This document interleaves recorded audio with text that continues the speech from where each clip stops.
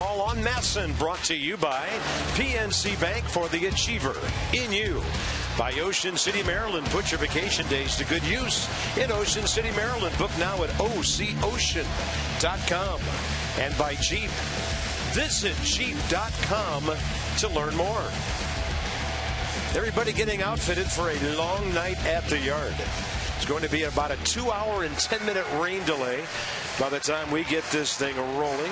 So right now it's quite comfortable. The temperature's dropped about 20 degrees from its high this afternoon. Humidity still way up there, and that's why you saw Steven Strasberg working up that sweat coming out of the bullpen. He's the first man on the field. Bryce Harper is second, and here come the Nats. Check in with Dan now with our Coons.com sideline report.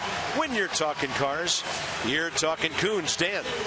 Bob, Steven Strasberg spent the last few weeks on the disabled list trying to get right physically, but while he was on the DL, he also tried to make sure that he was getting his mechanics back in line. Strasberg has been battling a couple things mechanically this season, but specifically trying to get himself on line towards the plate and finding a consistent landing point, which really hasn't been there for him this year.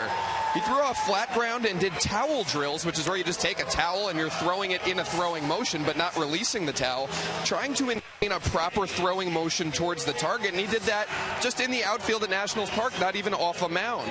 Strasberg might have subconsciously adjusted his mechanics earlier in the season because of his physical issues, but he and the Nats feel he's healthy now and his mechanics have really improved. Looking for a strong outing tonight. Matt Williams said he'd like to see him go up to 90 pitches. So the Braves lineup, they're 5th in the league in batting average, 6th in runs, and 30th in the major leagues in home runs. Cameron Maybin hitting well since the 3rd or 4th week of May now. He is 0 for his last 9, but he's batting .288, and he's been good with runners in scoring position. Yeah, there's one name missing. Freddie Freeman on the DL with a right wrist contusion. Well, you see the arsenal for Steven Strasberg this year. The fastball's averaged 95 miles an hour. He actually has thrown 1% sliders. I think that was a game in Arizona. That was at 89. Curveball change to go with it. Hasn't pitched in the big since May 29th, and that was due to the neck tightness. It landed him on the disabled list. He allowed 1 earned run in 5 innings in Harrisburg. Gave up 4 hits, struck out 6 in his AA rehab assignment. So I think based on what Dan said and what we've heard about Steven between his last start, this start, what he's worked on, it's imperative for him to just go out there and be an athlete tonight. If he's thinking about where he's landing, he's thinking about mechanics, that's going to cause him not to be effective. So, hey, you worked on it. You put all the hay in the barn. Here we go. Pick up your target and let it rip. Jace Peterson leads off. And the first pitch at 9:17, a little bit outside. 2-hour and 12-minute rain delay. Jace Peterson had his first major league hit against Steven Strasberg last year while a San Diego Padre. And that's right in there. His hands are starting way lower. Look where he's starting. Sam Holbrook, Ed Hitchcox, Mike Estabrook, and the crew chief Dana Demuth, a very veteran crew working this series. Pops that fastball inside at 97. And the reason maybe his hands are starting lower is you're taking one more step out of the delivery. It looks like a relaxed start.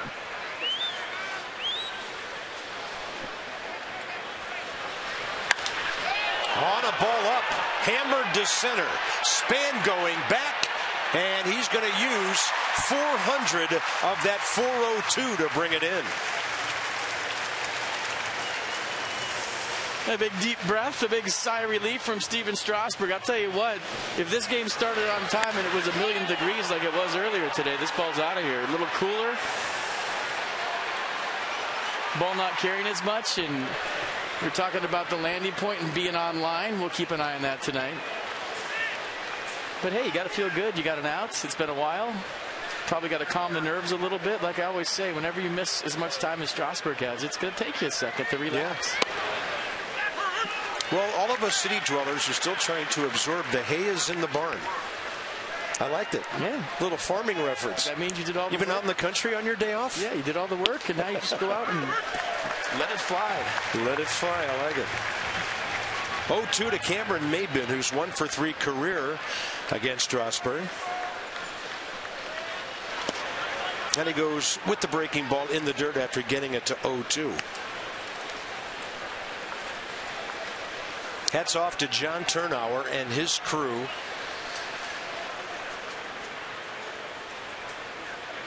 And our buddy Frankie Gambino, who runs the stadium operations here, for all the hard work and all the knowledge they have about this playing surface to know exactly what needs to be done to get different parts of this field ready for play.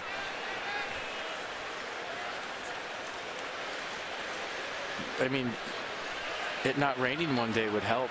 Yeah. 1-2 pitch to Maben. Fastball up, and it's popping at 98.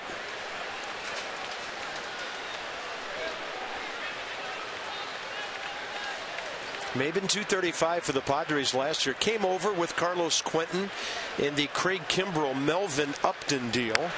And the Braves have continued dealing since the last time we saw them, picking up Juan Uribe from the Dodgers. They've got Yuri Perez, a former Nat in left field. Freddie Gonzalez. A lot of things to deal with in a changing landscape in Atlanta. But they've been hanging in there, playing some good solid baseball. 2-2 pitch with 1 out. Yeah, Maben hitting .347 in the month of June, 26 for 75. That's 9th best in the National League. He has 9 multi-hit games this month. So top of the order has been good, real good for the Braves, between Peterson leading off, Maben, and then Freddie Freeman hitting third, who's out. Top 3 hitters have been getting it done. And Maben's also stolen 13 bases when he gets aboard. He'll guide that one to the left side, way out ahead. 2 balls, 2 strikes. Set the deep for the Nats tonight behind the return of Steven Strasberg. Taylor, Span, Harper, your outfield. Espinoza, Escobar left side. Rendon, Moore right side. And Wilson Ramos behind the plate.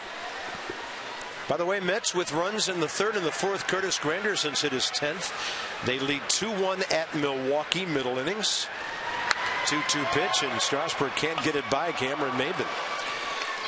This guy is usually a guy you can strike out with some high gas, but as that piece said, locked in and keeping the at-bat alive. Well, the elevated fastball is by design with 2 strikes. And we told you earlier, it's important that he just keeps the ball down the zone, not so much to a spot, inside, outside. Just keep it low.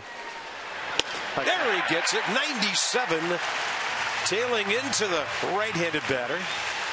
Strasburg's 46th strikeout in 46 innings. Well, he looks free and easy to me, and we'll talk more about the online, what's that mean, what was he doing before as we go, but watch the stride leg hit right there, the same spot. You know, there's been times when it's been more toward third base. Did he overcompensate, and it's more toward first base, and he opens up and shows the fastball more and gets the run on the pitch. And when he steps across toward 30, crossfires and pulls it across. So now just staying in line, all your energy is going right toward the target and not right or left, and that's why you're seeing 97, 98. Nick Markakis, first pitch ambush right up the middle, and he's 2 for 6 career against Strasburg. Markakis, by the way, this year 16 doubles, the rest of his hits singles, no triples, no home runs. He's on for A.J. Przinsky. Now, the last time we saw the Braves, this guy was on fire with the bat, and young Christian Bettencourt wasn't getting to play at all. Bettencourt's back in the minor leagues because his defense wasn't very good. And Przinsky steps in at 272.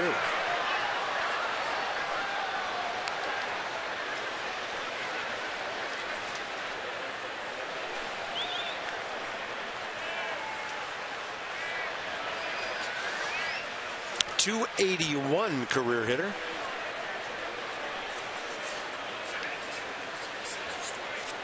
He's bounced into 4 double plays. Looking to bunt with third base vacated on the shift. Danny Espinoza's home as the shortstop. Anthony Rendon in short right field, and then Yunel Escobar is behind the umpire. I mean, it's coming out easy, folks. And it's low in the zone.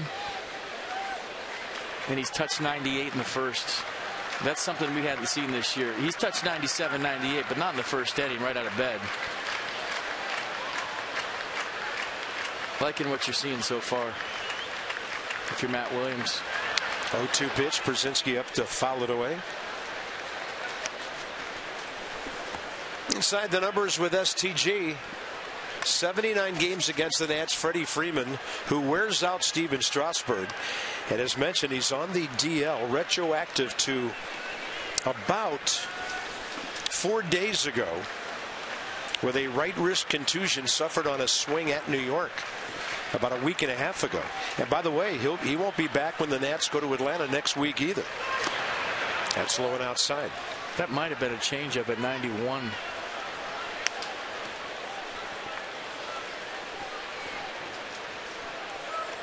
Freddie Gonzalez Ball Club at the 500 mark. On the road, they're 16-20. In the division, they're 1 over 500.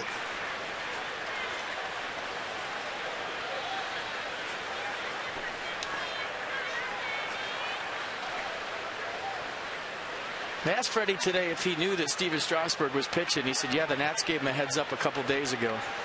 And said, yeah, and teams do that for each other as a courtesy. Hey, yeah, Strasburg's going to be pitching the first game of the series, and he was thankful that the Nats gave him a heads up. 1-2. Going the other way, but that's right where Espinoza is. So that's actually a 6-5 on the fielder's choice at second base. Good first inning for Steven Strasberg.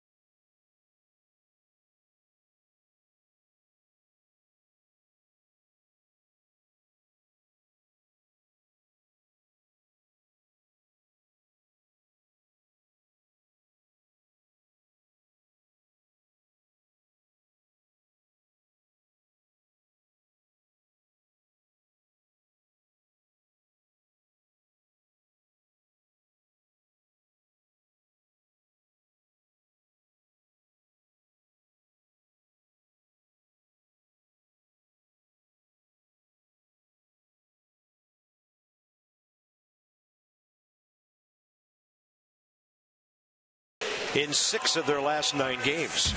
Batting average up to .258. They're first in the league in runs with 311. And Tyler Moore gets some action here against the left-hander Alex Wood. He's 1 for 3 against the lefty, and he had a really good series against the Pirates. So 4 for 7. A base on balls, a double, drove in a couple of runs. A lively bat with a power bat in that number 7 spot. Yeah, two-seam fastball, 88-89, curveball change to go with it. No decision his last start against the Red Sox on the 17th. Went 6 innings, gave up 2 runs on 5 hits, struck out 7 Sox, walked 2, 95 pitches. Braves won that game 5-2. His sinker has been better. He's keeping it down. It's got a little more movement to it. He's been commanding the strike zone with both the sinker and the changeup. He's been much better of late. Facing the Nats a couple of times already. First time was the 13-4 Washington win after the comeback, and then a 5-4 loss here. He got a no decision on May 10th. Denard Span 2 for 13 with a pair of doubles against him.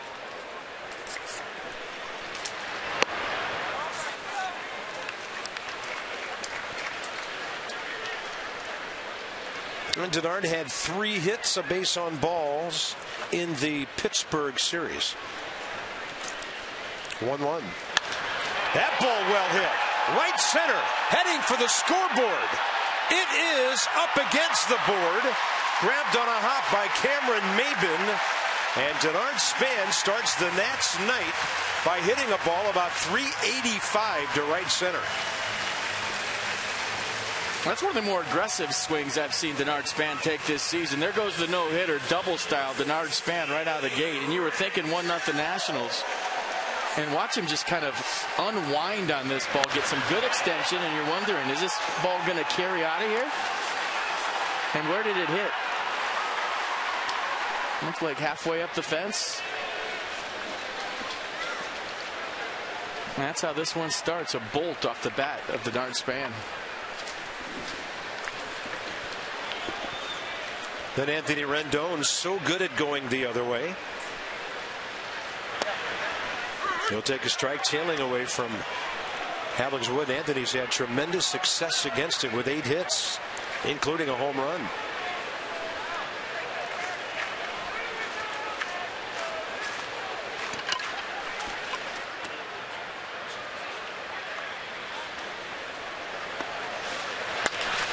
That's perfect.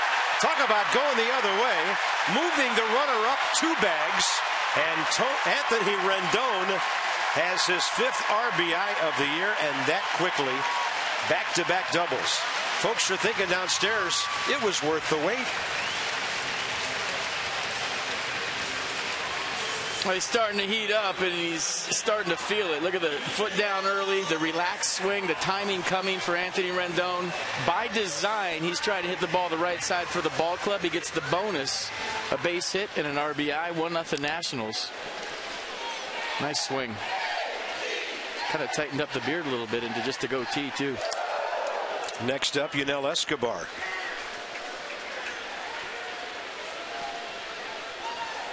Who started his big league career with the Braves in '07. High chopper, third base, Uribe, Jace Peterson, and around the horn, 5-4-3.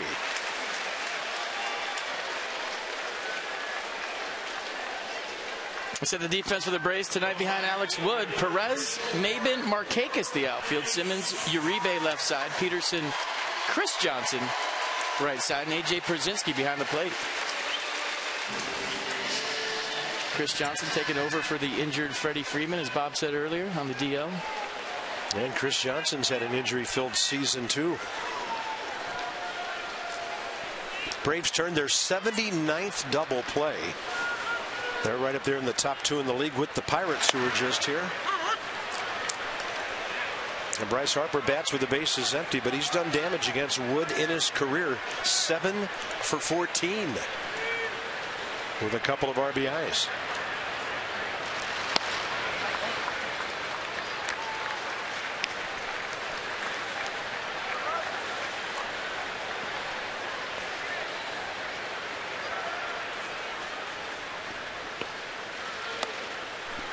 Off speed inside, 2 balls, 1 strike. Some more numbers from STG. Paul Goldschmidt is having an amazing year, and Bryce is right there with him. And Yunel Escobar started the night as the league's 4th leading hitter. Harper rips one, and it's grabbed on the hop by Jace Peterson. You can't hit it any harder than that. 10-pitch inning for Alex Wood, but the Nats, 3 out of 4 guys hit the ball extremely well.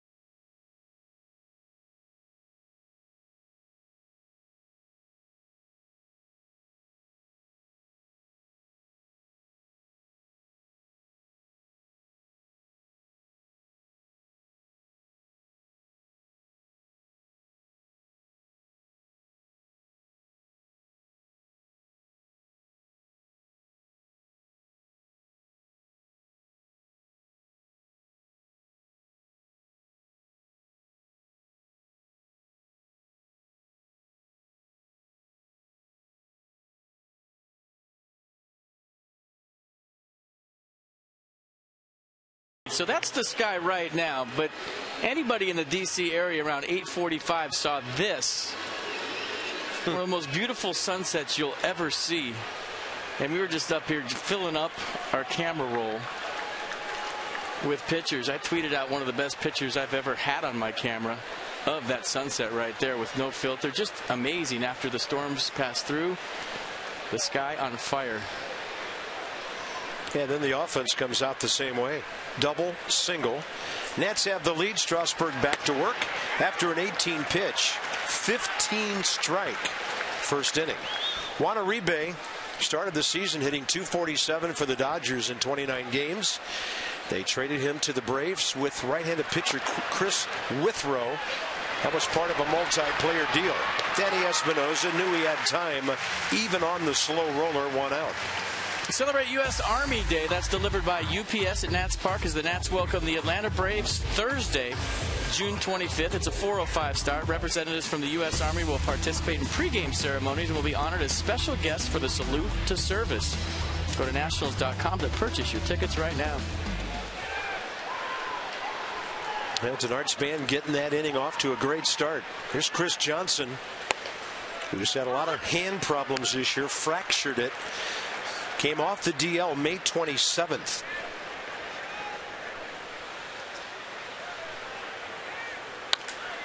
And he strokes one beautifully the other way. Bryce over to cut it off. So the Braves have their second base hit. And Chris Johnson now 9 for 30 career against Strasberg. By the way, that breaks up an 0 for 16 for him. That'll bring in Andrelton Simmons.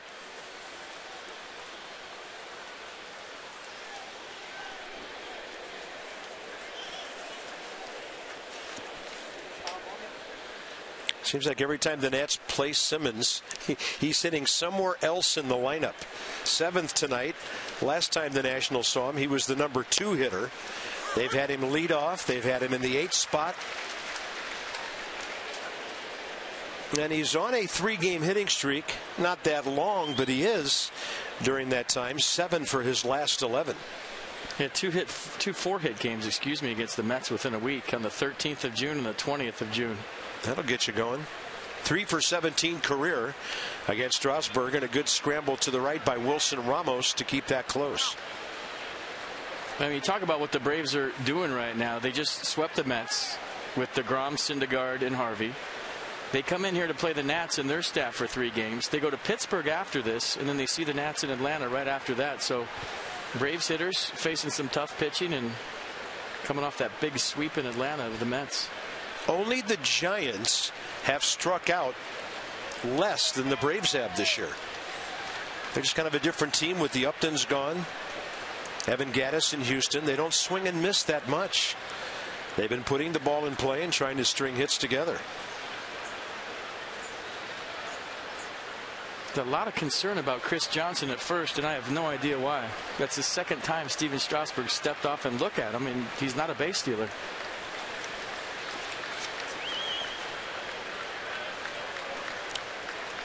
One for 2 this year.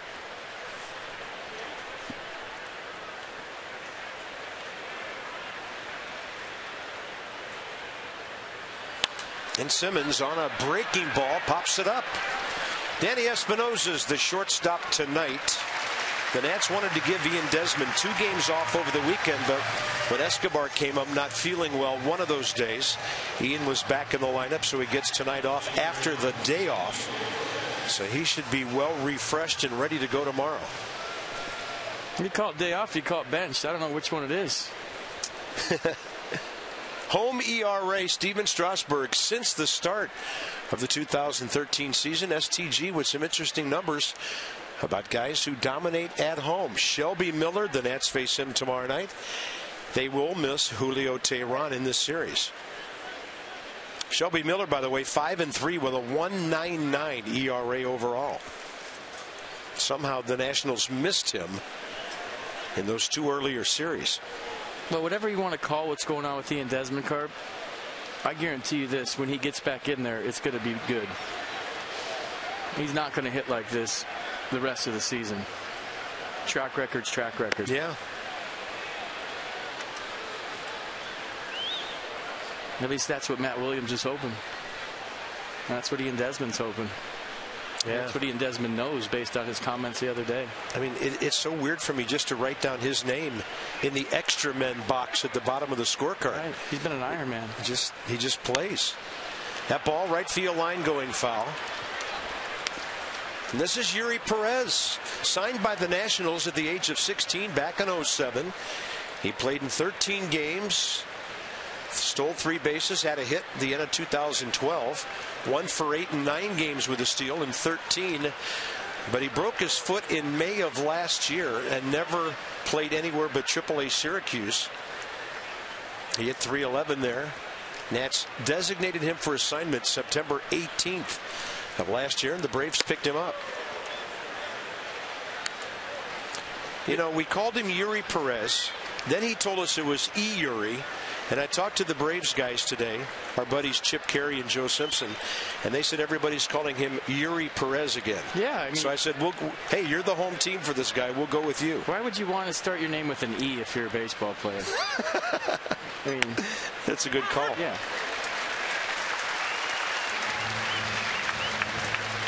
Nissan on the pitch track, 97. Top of the zone. Good frame by Ramos to bring that in just a little bit and make it look like more of a strike. Perez 4 for 13 in 4 games with an RBI.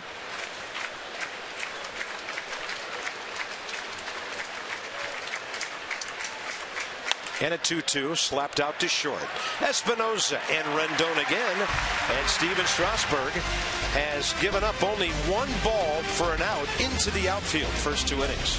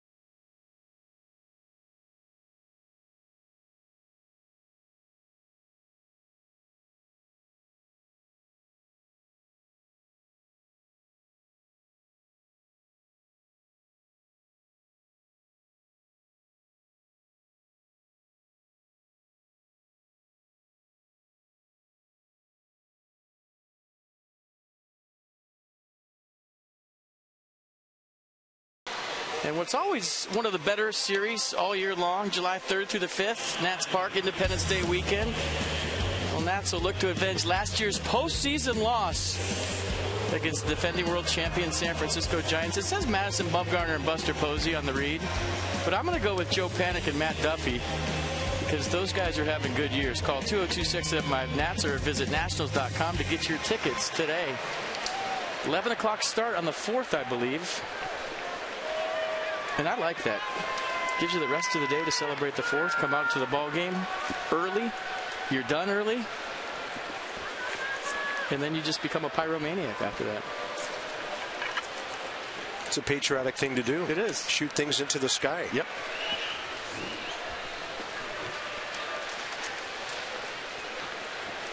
Wilson Ramos, bottom of the 2nd. And Alex Wood brings the breaking ball in from outside for a strike.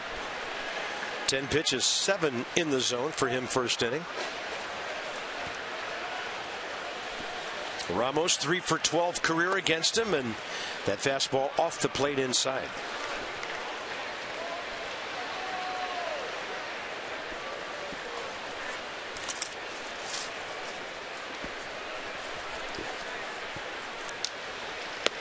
Wilson 9 for his last 28. So he got a couple of days off. Lobaton had a good day Sunday. A couple of hits, an RBI, a walk. Wilson got rested for that afternoon game and then the day off yesterday. 2-1 pitch.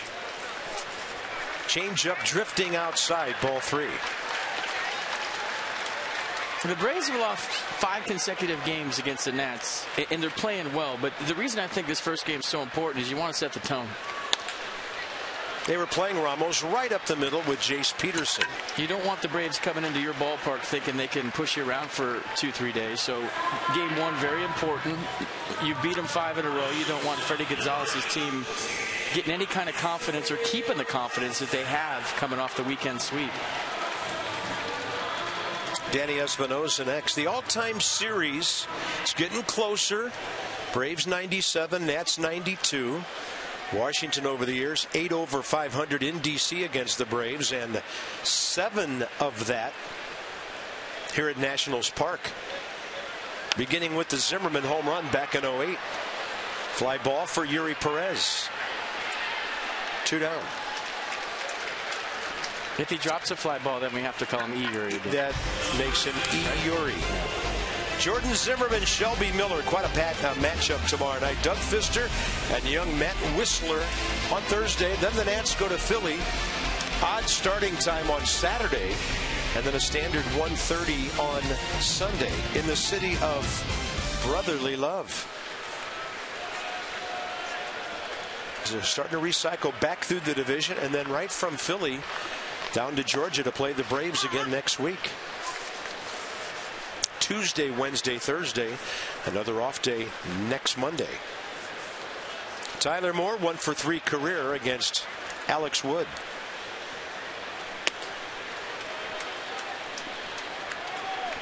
Like I said, the Phillies are respectable at home. They're 17-19 in their own ballpark. It's the road that's killed them this year at 8-28. So that's by no means a gimme series. Not at all. Well, the Nats had to scramble to win 1 game there the first time around on the first road trip of the season. Tonight is game number 71 for the Nats and the Braves. So 91 left after tonight. 0-2 to Tyler Moore.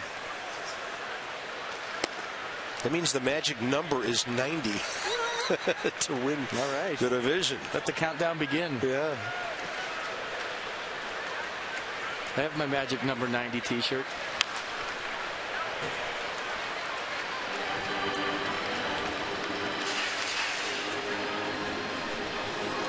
Alex Wood career 18-18, 49th career start.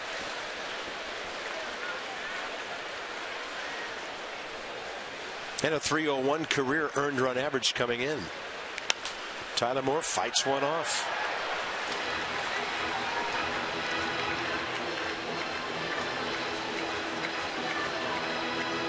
Tyler Moore trying to take advantage of some extended playing time. He's been doing a nice job offensively since Matt Williams has given him a look at first. Some good at-bats off the bench. Yep. When the Pirates came to town, he was hitting a .177. Came in tonight, 209. And Wood drops that hard breaking ball down and in on in his first strikeout. Through 2. The span double, the Rendon RBI, the difference.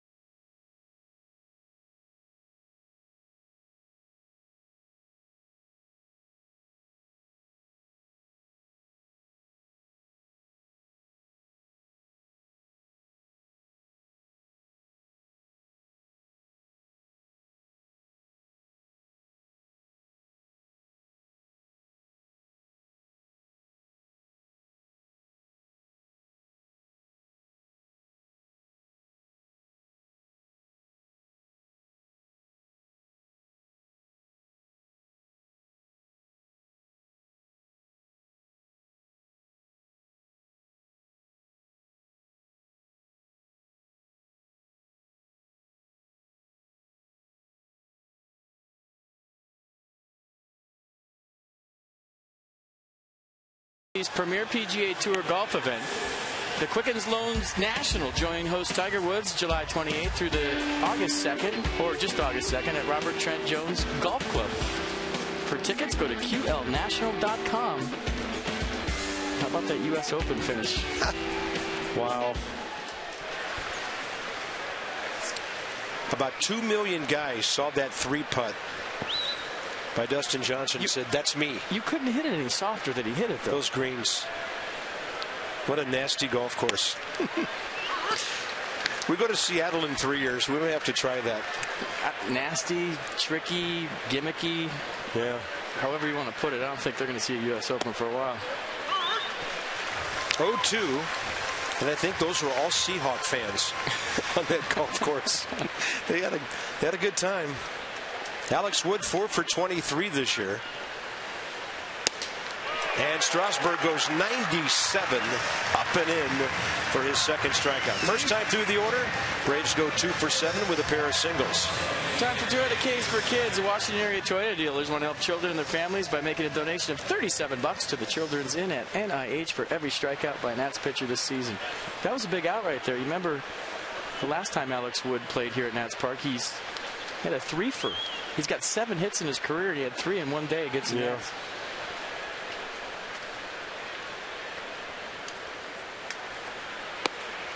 That's a good-looking first pitch breaking ball to Jace Peterson, who backed an arch span up against the center field wall first time. Mercedes tracking the first pitch.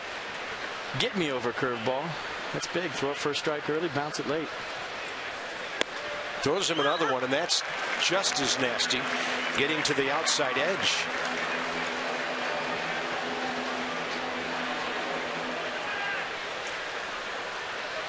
See where the hands are starting? Down around the belt. Yeah. He's keeping them down there. If you remember in the past, he'd start kind of right around his numbers and then raise up a little bit and go from there. And the only thing I'm getting from this is it's one less moving part. He's starting right at the belt and he's leaving him there. Watch. And then picking him up late. One less thing to kind of get into sync to keep him online, what we're talking about, that landing foot in the same spot. And all the energy going through the target, not right or left. Gotta like what you're seeing so far. Hopefully I get to draw here and show you what I mean. Fastball up to A.J. Pierzynski. #1 among active catchers, playing in his 1,807th career game.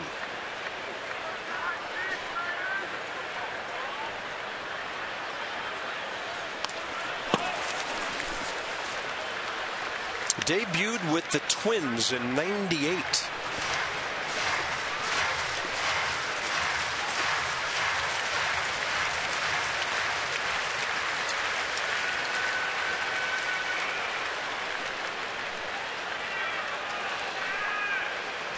Two pitch. Can't catch up. 97.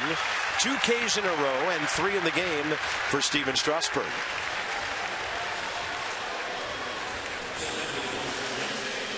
So get me over curveball, steal strike 1. Better curveball for strike 2, and then elevate the fastball for strike 3 off of the curveball. And as a hitter, when you see something up on a Steven Strasberg hand, you're thinking maybe that's another curveball. And Jace Peterson late on the 97, as a lot of hitters would be.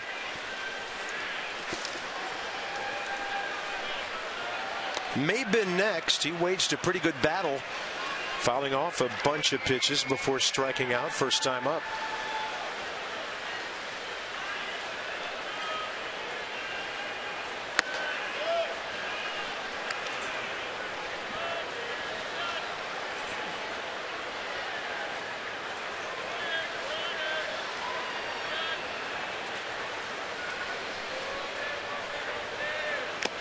And how do you stay online? How do you repeat that landing foot in the same spot? It's just trying not to hump up and do too much on every pitch. When you reach back and go 100%, that's when you fly open, the stride leg lands in a different spot. But being under control and maybe going with the 80% approach or 85, now all of a sudden all your energy is going right toward the target. It's not max effort. And the ball's coming out 97, 98, even better than it was before. You see how under control he is, how relaxed, and right toward Wilson Ramos with the delivery. I mean, so far so good. 2 balls, 2 strikes. And Wilson Ramos took a foul ball, what appeared to be off his left arm.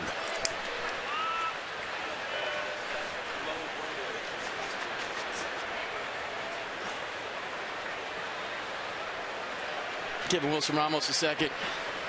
And just watch how he's coming toward you at home and not spinning off with the stride. And maybe we'll break it down a little bit more when we have more time. And I'll draw a little bit and show you where that stride leg has landed and where it has landed in the past. And it's almost, I mean, if we're talking about golf, that 85% swing, when you swing and all of a sudden you hit it way further than you're used to. And when you hump up on a drive, you hook it or you slice it. Same principle right here for Strasberg, simplifying it immensely, but 2-2. Breaking ball. Left side, Escobar. 3 innings. Looking great. Strasberg looks simple. He looks efficient. And he looks overpowering.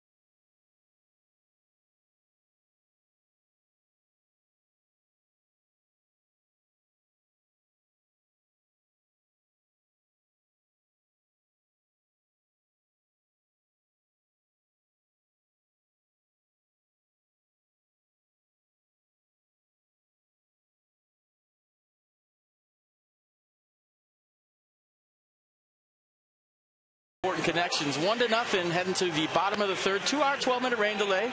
Denard Span, after that rain delay, got the party started with a double off the right center field wall. Then Anthony Rendon came up and just trying to move Denard Span after the double, scored him. So there's the leadoff double. There goes the no-hitter.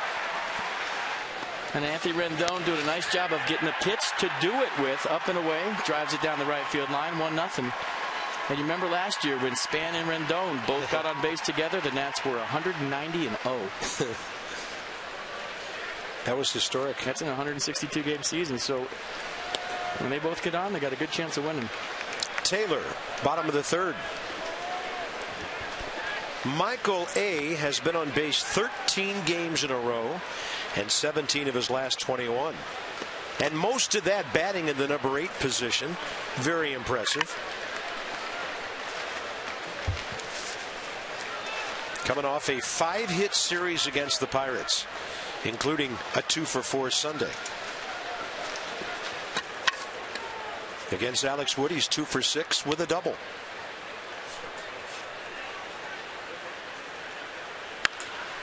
Hex one up the middle. That guy is giving the Nats some kind of production. And then Cameron Maben boots the ball in center. Looked pretty routine. And that error, Maben's second of the year, will give Taylor second base. Did a nice job of getting on top of the high fastball. Look at the location of this pitch. Above the belt, Michael Taylor throwing the top hand, getting on top of it. And then sees the boot in center field and takes the extra base, and watch the ball just kind of hop up on Maben. So a lot of rain. Who knows what's going on out there. And a free 90 feet from Michael Taylor. And now Steven Strasberg going to try to bunt. Stevens had a couple of sacrifices this year. And a bad throw right into Taylor. But Michael just couldn't get up quickly enough. And then Jace Peterson, a good job to scramble after the loose ball. I mean, you have to know if you're the Nationals, and Michael Taylor did a good job of getting back, that Andrelton Simmons likes to pick behind second base. More than any shortstop, I think, in baseball. And he also likes to block the base with the knee. He does that to runners all the time. Watch him drop the left knee. We've seen him do this before to try to block the base. And the runner going safe. Taylor swiping third on strike one. And for Michael A. Taylor, his 8th bag of the year. You know why you love that play? Teams never pick to second base twice. And Michael Taylor, being smart and being heads up, knowing that they're not going to pick to second base twice, gets a good jump. And if you're going to steal third with nobody out and the pitcher hitting, you better make it. But a great jump by Michael Taylor. And a smart move by Michael Taylor, knowing that there's no way Simmons is going to come in again. Looked like he was safe. Freddie Gonzalez was up on the top step. Then he got the word from his clubhouse that Taylor was safe. Infield in. And Strasberg could collect his 14th career RBI here. You'd think he'd be swinging unless he lays down a perfect bunt.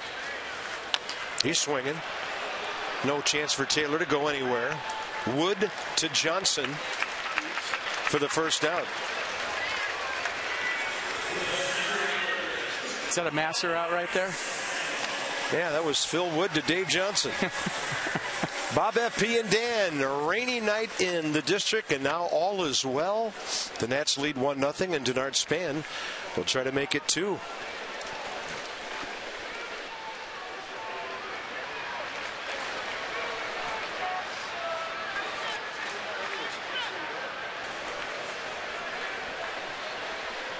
So Denard Span hit a fastball in first time up. Let's see what Alex Wood has in store for him second time up.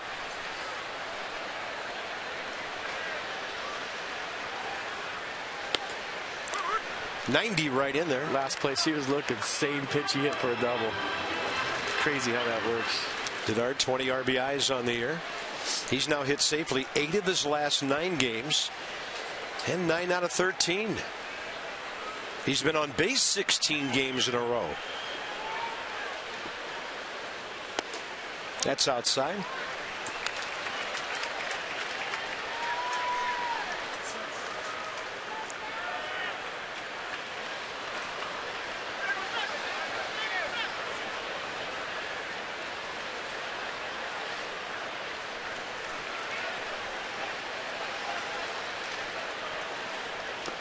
Changeup.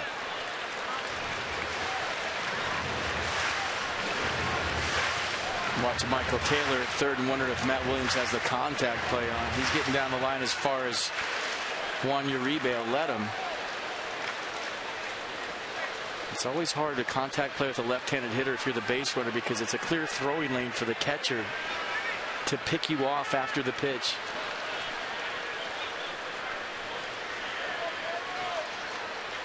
Nats trying to take advantage of the error here. They got Taylor to second base on his single. Stole third. Holding as Strasberg bounced out. And Denard now trying to have his 4th multi-hit game in the last 6. Yeah, contact play definitely on Michael Taylor breaking for home. 2 balls, 2 strikes now. First final in the division in for the night. Marlins blew a 3-0 lead and lost at home to St. Louis 4-3. And Denard has thrived against Atlanta pitching.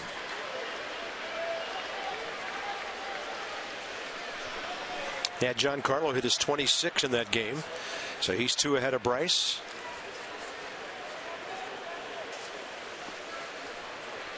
Two and Span, a last-second swing to stay alive.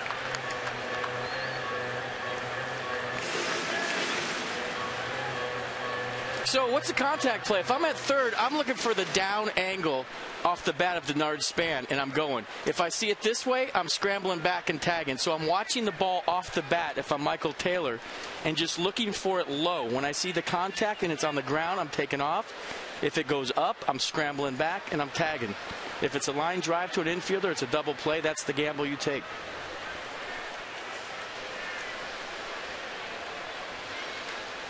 Two with one out. Span left side, base hit cleanly by Simmons. And Denard has another multi-hit game. He has his 21st RBI, and he's had a hand in both runs tonight. Well, banged up Denard is starting to look healthy to me, just based on the passes he's taken at the plate. And there's the down angle right there. Michael Taylor was breaking, and it was hit just to the right of Andrelton Simmons, but you see Taylor at the top of the screen. Great jump by Michael Taylor. Good at bat by Denard Span. Watch him kind of in the strike zone, has the lean going. And if that's right to Simmons, he has to beat the relay home. I like the aggressive play right there by the Nats. Taylor taking an extra base on second, stealing third, contact play to home. Good baseball. And they might not be done running in this inning. So Span continues to hurt the Braves. Denard is 8 for 8 stealing bases. Ran on the Pirates a bit over the weekend.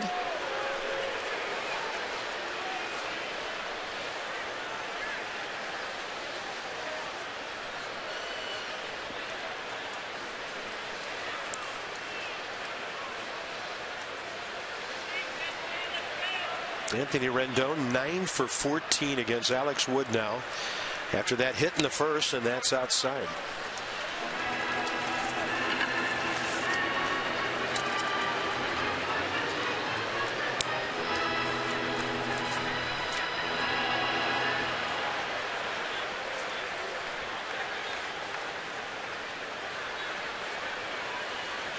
Even with 2 outs, some pressure on the defense here.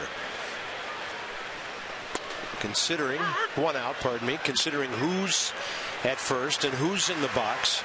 And now Anthony Rendon can move the ball around.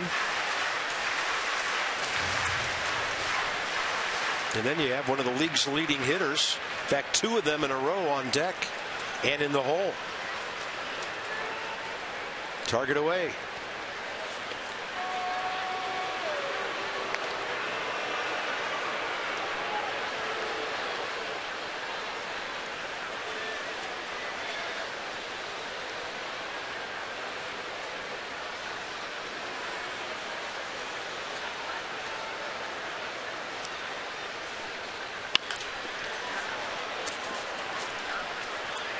There's just certain guys, if you're a hitter that you see the ball well off of, and there's no real rush in the batter's box, he's got nothing for you. And I guarantee you Anthony Rendon has no idea the numbers he has against Alex Wood, or even Alex Wood knowing Rendon exact numbers, but they both know.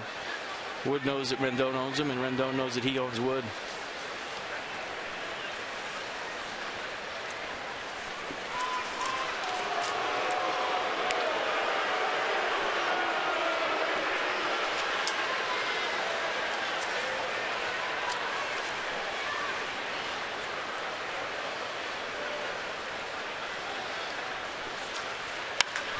Well hit left field. First 2 guys in the order, multi-hit games already, and it's the bottom of the 3rd inning. Setting the table for 3 and 4 coming up. Anthony Rendon starting to lock in. That was an easy swing. Rendon now hitting .254. Started the night at .230. He's had 63 at-bats now since coming back. And here's Escobar, who went up first pitch swinging and hit into that 5-4-3 double play first inning. Well, his swing rate is up the past 3 seasons. 45%, 44%, and 45% the last 3 seasons. This year, 52%. And he's hit .365 in his past 22 games. He's swinging more. And he's swinging more in the strike zone than he has the past 3 years when he's been a sub .260 hitter.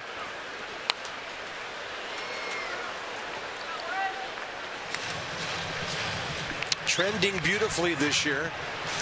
Not exactly like April. Started off badly. 12 points more in May. And then a quantum leap so far here in June. And the on-base percentage reflecting that. Not to mention the runs batted in. This guy's having an all-star first half. Great article by Mark Simon in ESPN about Yunel Escobar and how he's swinging more this year and how he's been more successful.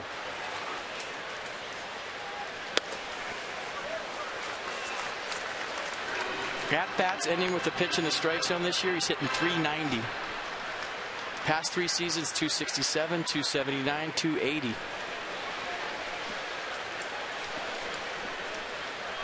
Chris Johnson playing way off the bag at first. Anthony Rendon's getting a lead like he's a runner in the blocks. His whole body is facing second base when he leads off, and he squares around to pick up what happens to the pitch. You have guys like Rendon and Escobar who use the whole field so well. A lot of pressure on the defense.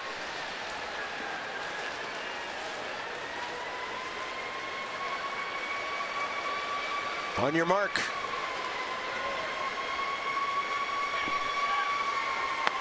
Escobar with a good take on a breaking ball down.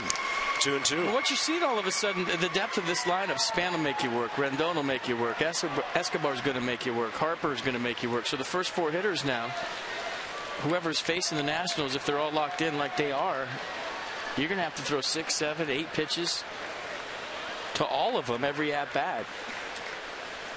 Now your lineup's pretty deep. 2-2 with Harper next. Ball 3. Brzezinski keeps it close.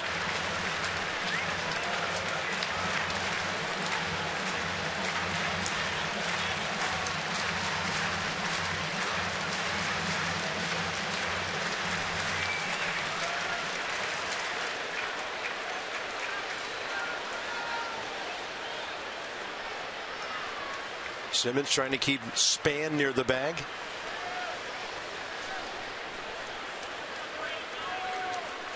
Thus a big hole through short.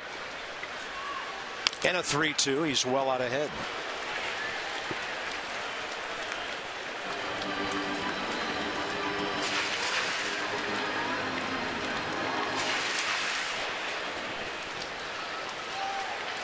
A lot of pitches for Alex Wood here. Started the inning with 23.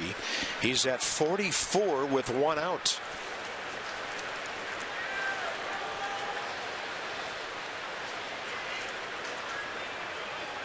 And a 3-2 up the middle. Simmons to Peterson. And because Anthony Rendon made the second baseman get out of his way, the inning stays alive.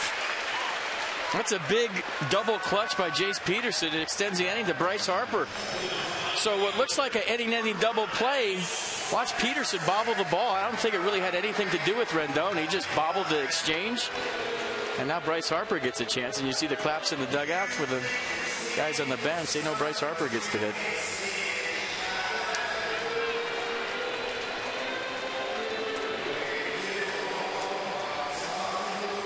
Inside the numbers with Bryce, and the All-Star voting has gotten way out of hand.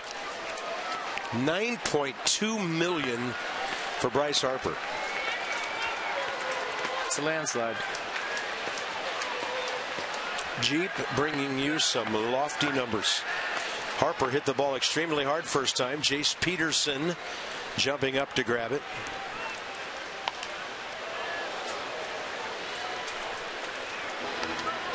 It's a mighty rip.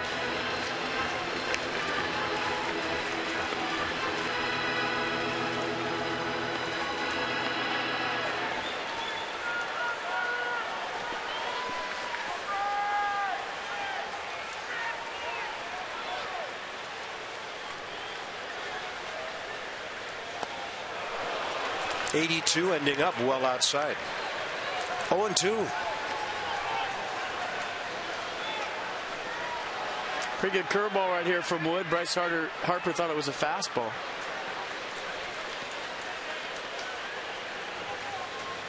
Standard 1 glove versus a lefty. Lefty starter, that is.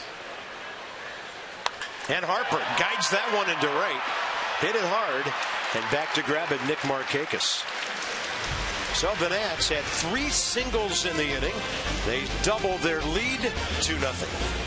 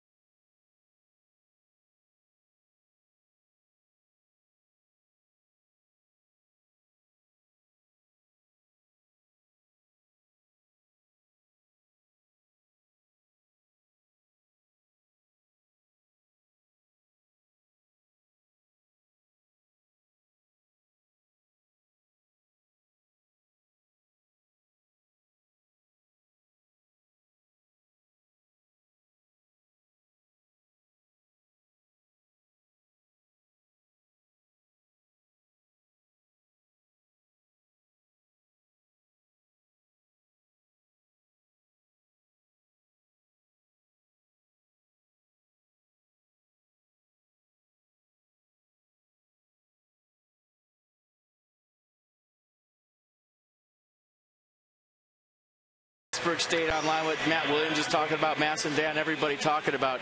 You see the landing spot. So right here is online. There's been times when the landing spot has been right here, and he kind of spins out that way. That's when you'll see the kind of sink and run on the fastball. And there's been times when he's been over here and kind of crossfired on the landing spot. And why was he inconsistent? Well, because of the injury and maybe trying to hump up on some pitches and throw the extra express.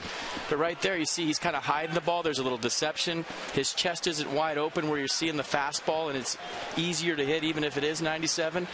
So that was a great shot of what maybe the Braves hitters are seeing with Steven Strasberg hitting that same landing spot, being consistent, and just like a hitter, not trying to do too much. And it's coming out free and easy, and it's coming out fast. Top of the fourth, Nick Markakis. Base hit up the middle, first time for the Braves' first knock.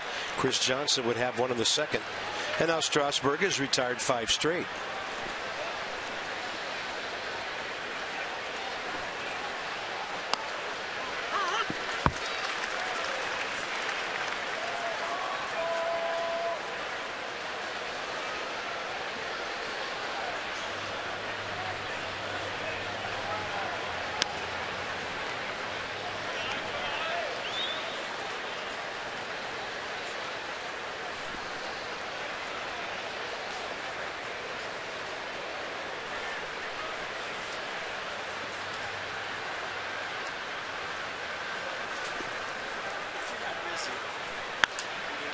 And a ball out of play, left side.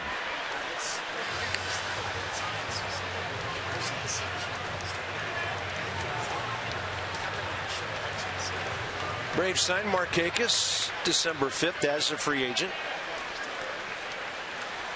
14 homers, 50 RBIs, and 155 games for the Orioles last year. He's 2 for 2 tonight.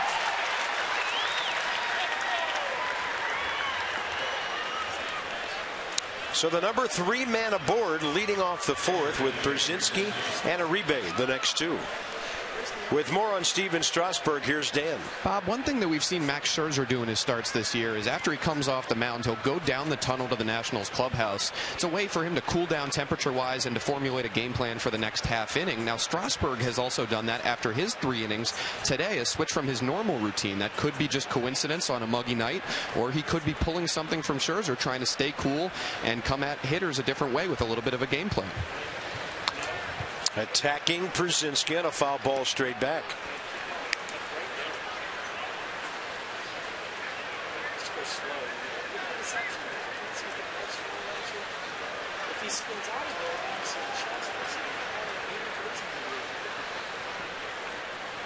Escobar well off the line at third. Espinoza, Rendon on the right side of the second base bag.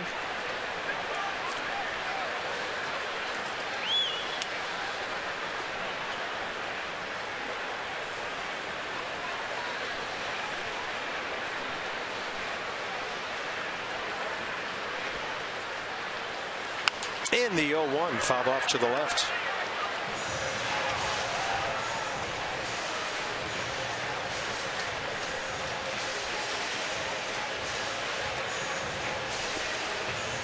It's about what he's done on average this year. Fastball 64% of the time. 65 tonight.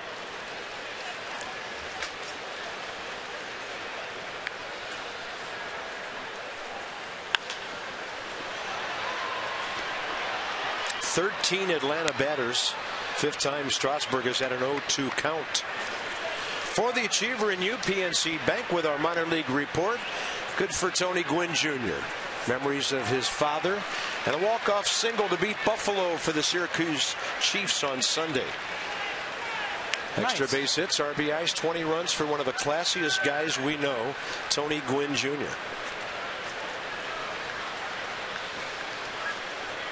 0-2. Brzezinski made an offer. No swing on the appeal down to Dana DeMuth.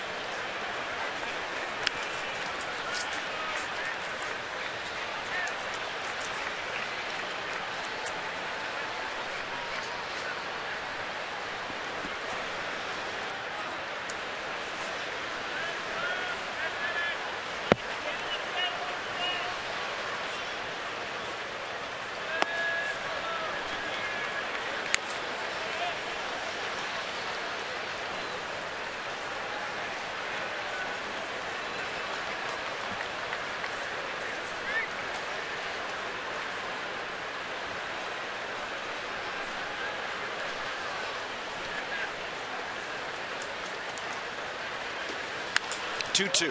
Up the middle. Umpire jumps out of the way. Escobar, the old shortstop, trying to turn the double play. And fortunately for him and the Nats, the ball did not go into the Washington dugout. So Brzezinski stays at first on a 6-5 fielder's choice at second base. That might have been that Escobar had a long way to go to get to second base. And then his momentum's going toward Bryce Harper in right field, and he's throwing back across his body, sidearm. You see where his momentum's going out toward right field? And that's because he had to come from way across on the shift. So kicks the bag, and his momentum going way away from the play, and that's why you see the launch. So the double play still in order with one out, with Juan Uribe stepping in.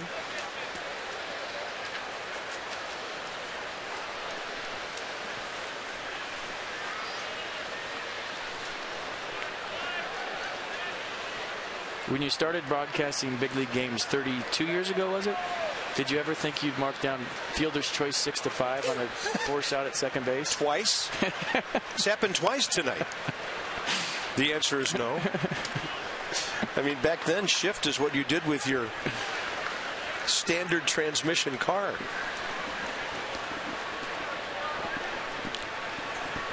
Man, you talk about moving around. How about the Pirates all weekend? They had more formations than the Steelers. 1 ball, 1 strike. Out of play by Uribe, who can flat out hit.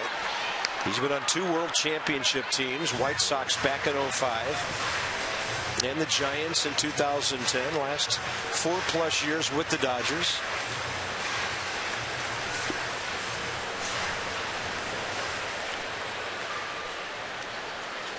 And I was told earlier today that he's been a great guy in the Atlanta clubhouse so far. Oh, he's a great guy. He was great in San Francisco, great in Los Angeles. Everybody speaks highly of him and how he has fun every day, works hard every day.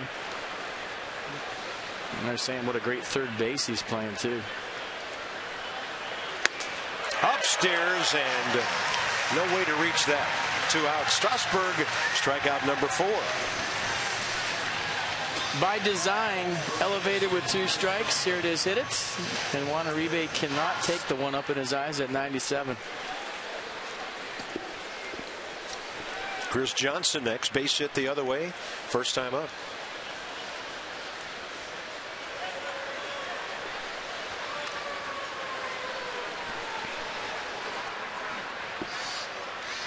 Matt used to play with his uncle, I believe, Jose Uribe. He played shortstop for the Giants right next to Matt Williams. I wonder if on one side of Candlestick Park used to chant "ooh," and the other side Uribe. I wonder if Matt's just kind of doing that in his head tonight. Old habit.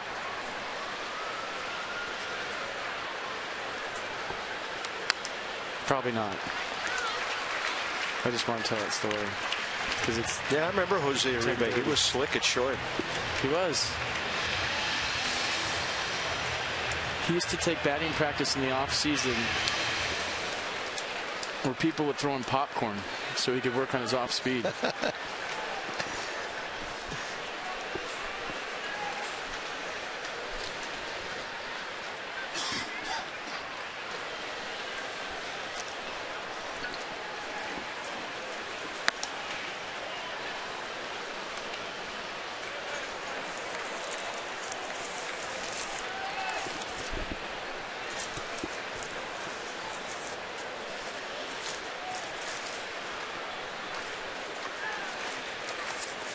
So Chris Johnson busting up an 0 for 16 with that opposite field hit last time up.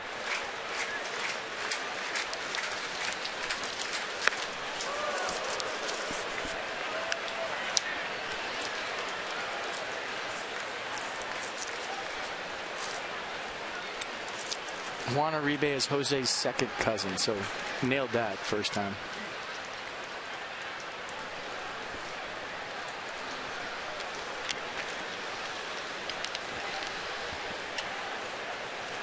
Two with 2 outs. Swing and a miss. Smoke. Braves have not had more than 1 hit in any inning tonight. They've now stranded 3. Steven Strasberg back on his game, and for the Nats, the timing couldn't be better.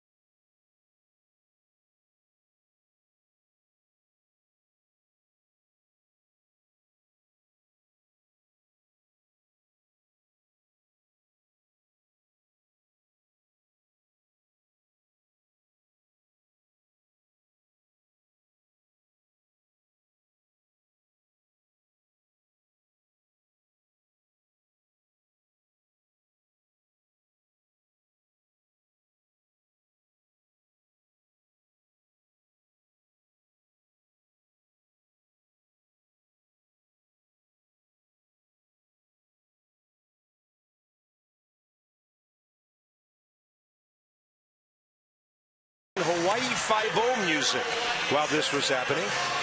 Can George go coast to coast? Tom has not won a race this year, right? I bet he wins tomorrow when all the UVA people and Virginia Tech are here. Just a thought. But George, coast to coast. It's late for those old dudes. They were getting it. I'm impressed. Yeah. They stopped by the Ron John shop down in South Florida for those shirts. I like it.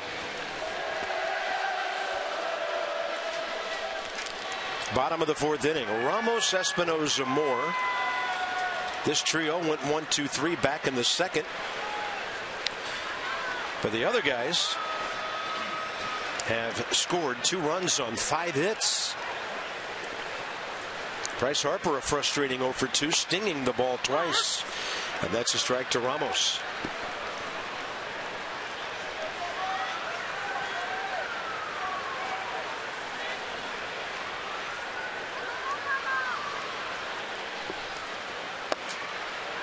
Alex Wood just missing 1-1.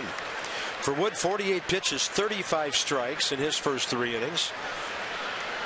Steven Strasberg's at 68 pitches through 4.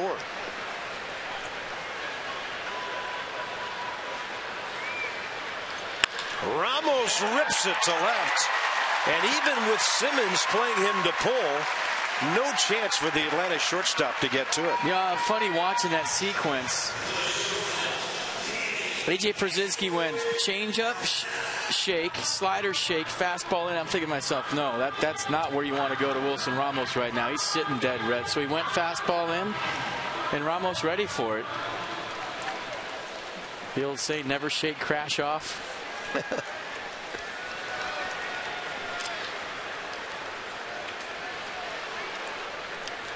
Here's Danny Espinoza. 10 for his last 25. Inside for a ball. Wood had thrown 12 of 13 first pitch strikes before this inning.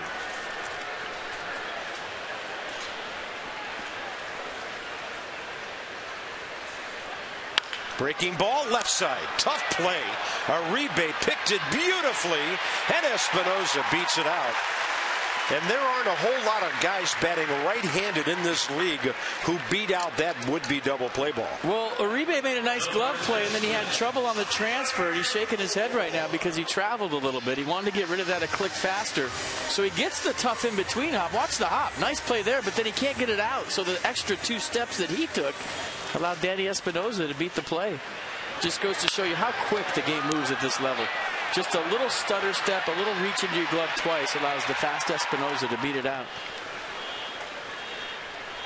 Here's Tyler Moore.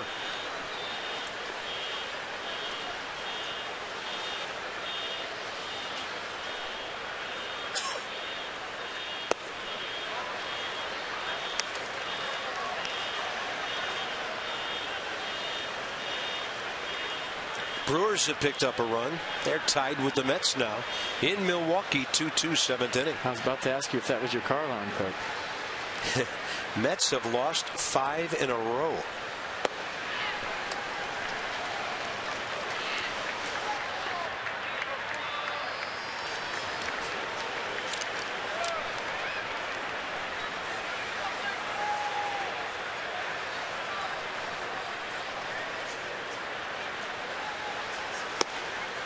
He goes 3-0. So they used to paint the fingernails. These things are called game signs that Przinsky's got on his fingers, or stickers. It's so the pitcher can see what finger he's putting down. I've had friends ask me, what is on his fingers? What is that? You see, it's just stickers. Just put them right on your fingernails. They have white. They have fluorescent. Yeah, one of the first guys we heard about doing that was Yuri Perez when he used to catch Greg Maddux. Check it out. Fastball away. Nope. Change up. Here it comes. 3-1 to Tyler Moore. 2 on, 1 out.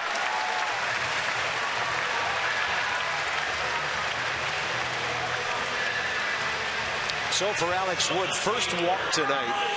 And what the Nats have done against the Braves, the 5-1 record that would have been a whole lot different if not for the amazing comeback. Plus 16 on the runs, including 2 tonight. The average great, the extra base hits, and hitting for power. Yeah, the Braves won the first game of the season series at Turner Field 8-4, and then it's been all Nats since then. Yeah, we know what game turned that thing around. Here's Michael A. Taylor, who hit one extremely hard up the middle first time up. That was the birth of man up, air quotes, and chocolate syrup. And little did Max Scherzer know that that whole chocolate syrup thing would come back to haunt him. Not haunt him, whatever. But that he'd be wearing it more than anybody. I don't know. He did a little extra scrubbing on Saturday after that one. Dan still got some in his earpiece.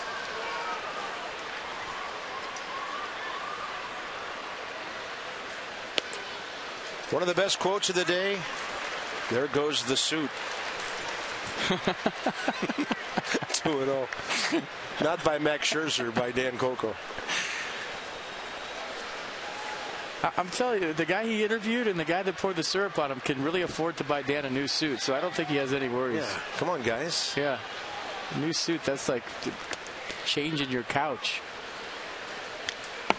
Taylor extending on 2-0. So Michael A., first time around, a base hit. Got to second when Maben booted the ball in center. Stole third. And shares the team stolen base lead with Denard Span, 8 apiece. Then, of course, scored on the Span base hit through the drawn in infield.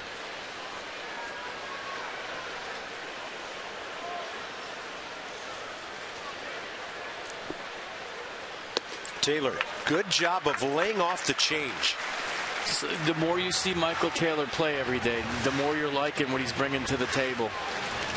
Whether it's the plays we've seen in left field, getting more accustomed to a position he hasn't played very much, the shorter swing that he's featuring, the recognition of off speed, all for a young player that's showing his manager, I want to play more. And he's doing what he has to do. 3 balls, 1 strike. Taylor rips one by Uribe. Here comes Espinoza. The throw coming home. Danny beats it, and the Nats lead 3-0. Michael A. Taylor out of the number 8 hole does it again. Doing it all tonight. Base hit his first time up, advanced to second on the error by Cameron Maben, stole third, scored on the contact play and a base hit. And now a nice short swing, 3-1 count, not trying to do too much, right through the hole. Easy send for Bob Senley. The speed of Danny Espinoza, 3-0 Nats. Stay hot, Michael Taylor. I want to play, I want to play, I want to play. And he's showing his manager why.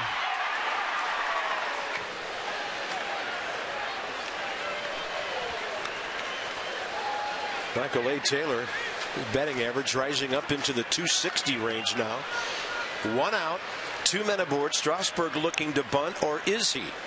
Oh, yeah. Denard Span would love to pick up a couple 2-out RBI.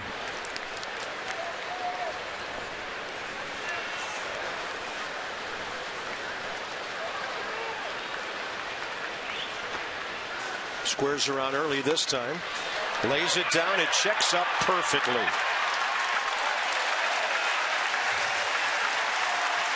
3-4 on the sacrifice. And 2 for 2. Denard Span waiting. Nicely done. Some high fives coming for Steven Strasberg on a perfect bunt.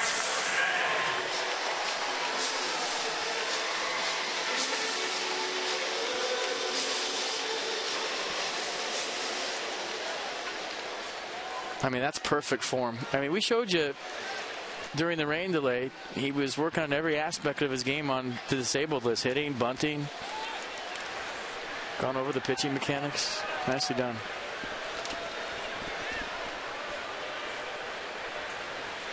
Well, Denard's done it all with the bat tonight, too. Double, run, RBI single. And Span, 4 for 15 career against Alex Wood now. Behind in the count.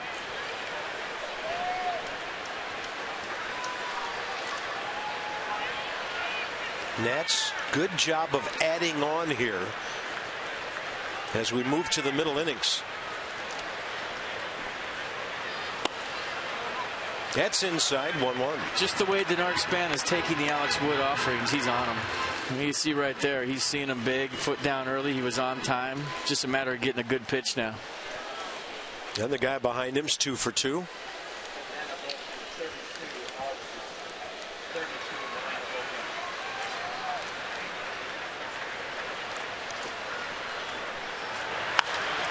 That's a good swing.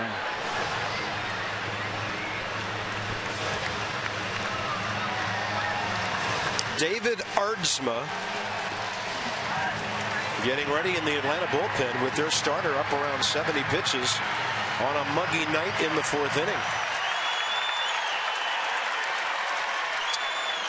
Nats might be on their way to their 7th game in the last 10 with double-digit hits, 7 already.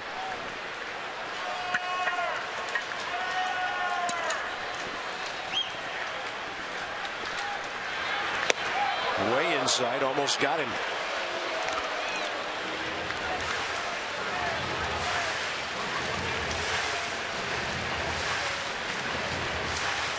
Purpose pitch maybe to go to the other side of the plate with that curveball.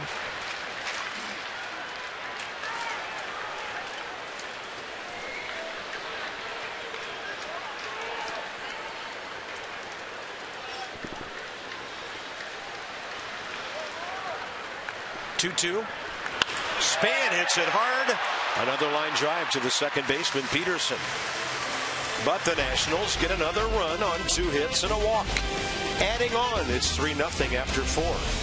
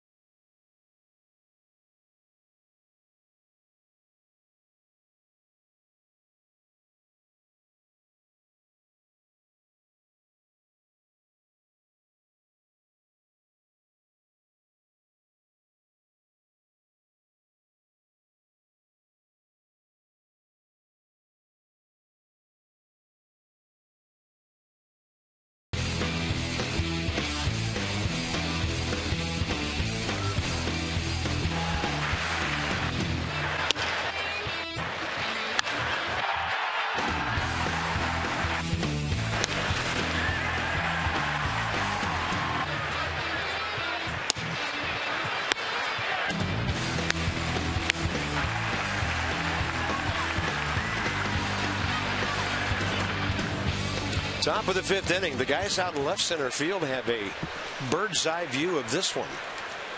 Simmons, Perez, and then Alex Wood scheduled. Top of the 5th inning. 3-0 Nats. 3-0 also, we just found out. Virginia leading Vanderbilt tonight. Trying to come from behind in their College World Series final series. And a chopper right in front of the plate. Ramos, time to take a couple of hops before throwing out the Atlanta shortstop. Who's hot? Duh. That guy. Wow. Look at the last 2 starts. Unbelievable. 26 strikeouts, 1 walk. I'm just going to cross that out because I don't even want to think about that. The rest of it, pretty good.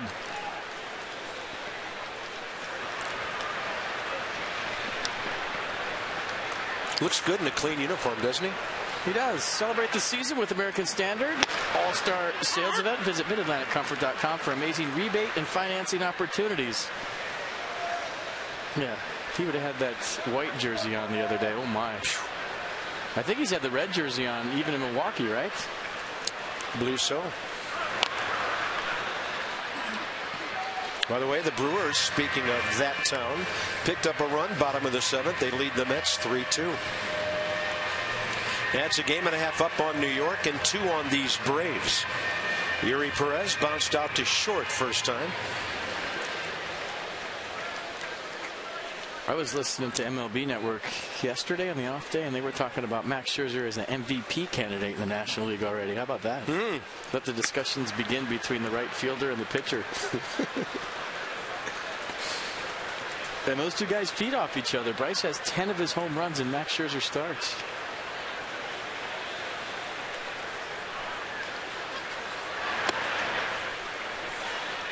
And how about this list of 4 MVP possible guys? Harper, Goldschmidt, Stanton, and then you throw Max Scherzer in there. Sure. Wow. 2-2 with 1 out. And Perez fouls it straight back.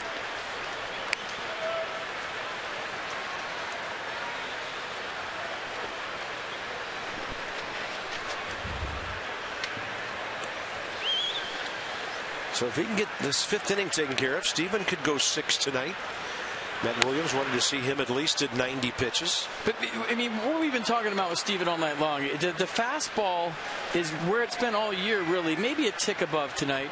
But it's just the deception is delivery. When he was max effort guy or his ankle was hurting, flying open and his chest to the hitter, now you see the arm. But tonight, he's really staying closed late. Well hit out to left center. Over the head of Michael A. Taylor. Yuri Perez can fly, so Taylor will get it in quickly to keep him at second base with 1 out. And that was on the curveball by Perez. Nice swing. Michael Taylor cheating into left center field, ball beating him in the gap. That was a nice pass by Perez. But my point, and we showed you from the RoboCam behind home plate, there's more deception. He's staying closed longer. He's throwing the glove at you. He's keeping the arm back. And there's times when you try to go max effort, and hopefully I'm articulating this well enough, that you spin out and your front shoulder flies, and now you show the hitter your chest. And when you show the hitter your chest, I can see the ball out of your hand a lot easier. We always talk about Max Scherzer as a crossfire guy and how he steps toward third, and there's a lot of deception in his delivery, and he stays closed. Here it is. Here's a good look. Watch how long he's staying closed. And there comes the glove. You can't see the ball. And if he's spinning out like that, now you see his chest, and you see the ball a lot easier as a hitter, regardless if it's 96, 97. Much better mechanics tonight from the big right-hander.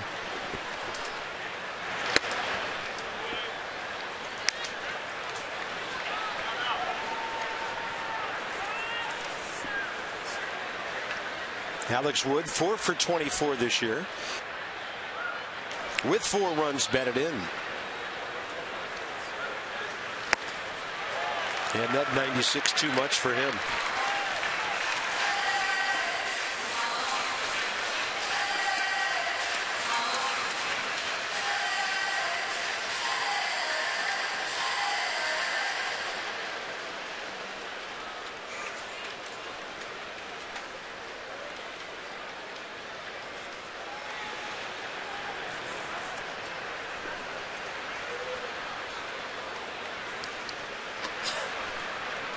82, and it's 2-2.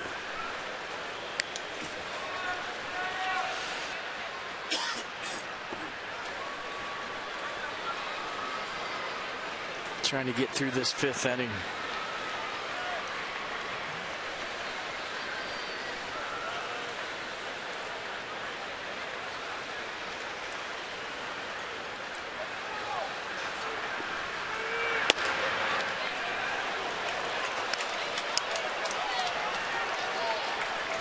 Full count to the pitcher.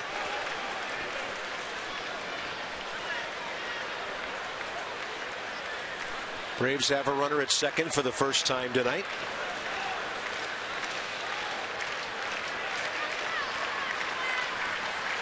And a 3-2, and Strasberg just walked Alex Wood. First walk of the night, and 2 men aboard. I start to wonder if fatigue might be setting in a little bit, missing a month, having 1 rehab start, 83 pitches so far on a warm night. And Steve McCatty going to give him a breather right now.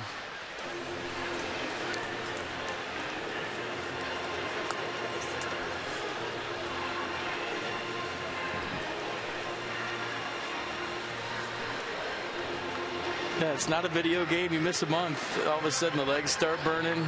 You start getting a little fatigued out there.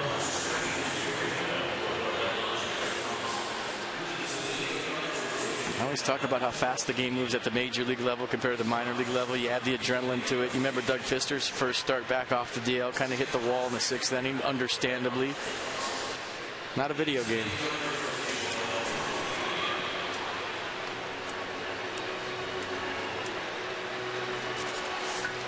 Well, today's the 22nd of June. Last time he pitched at this level, the 29th of May at Cincinnati. She only had 1 rehab start, too. She's fatigued. Sorry, today's the 23rd.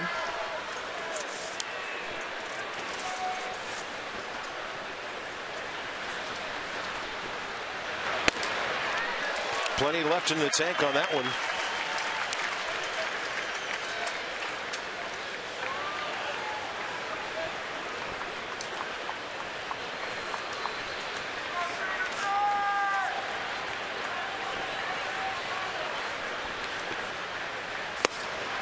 Drops another one in on Jace Peterson, a beauty. Jace Peterson didn't like the call, but I think Wilson Ramos kind of took the curveball down with him a little bit, but that ball looked like a strike on pitch track, but Ramos's glove almost hit the dirt, and Jace Peterson can't believe it. Mercedes pitch track showing that pitch was very low, kind of right off the dirt once it was caught, turns the count around, and on 0-2, Strasberg misses low and away.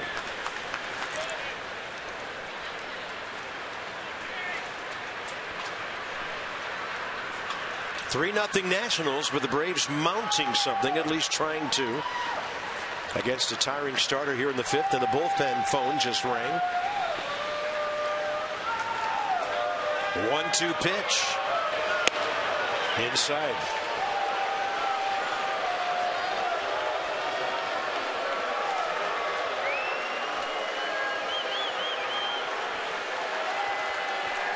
Felipe Rivero up. Right-handed hitting Maben next, and then left-handed hitting Nick Markakis after that. Big pitch here, missed, and it's 3-2.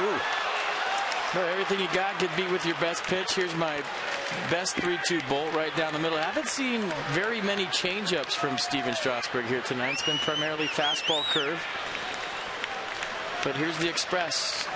You'd think some good old-fashioned country hardball. Long look.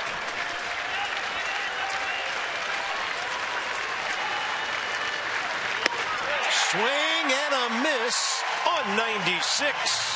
Strikeout number 6.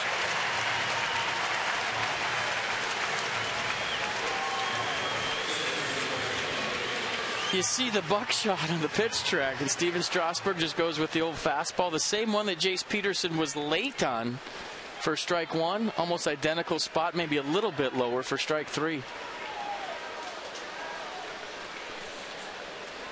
Cameron Maben, swinging strikeout, and a ground ball to Escobar at third. Out of play, right side. You see that right there? That's a guy sitting dead red, first pitch fastball. I'm going to ambush you and pick up an RBI and make this a 3-1 game, maybe a 3-3 game, and he's late. And he fouls it off the right side, to my point of showing you how Strasburg's a little more deceptive with this delivery he's featuring here tonight. Just read all the swings on his fastball so far in this game. Braves really having trouble getting to it.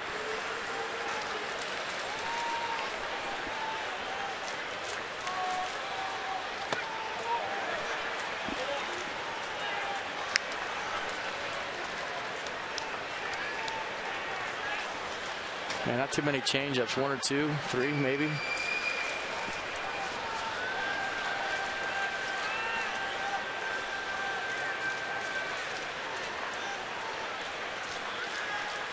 One. Out of play.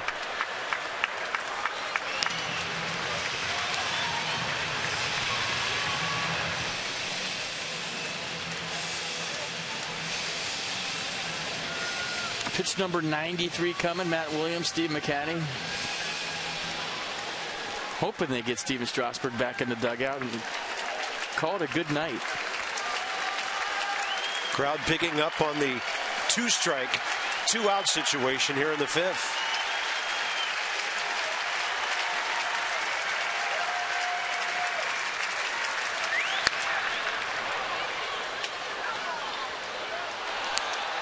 Nice play. Wow.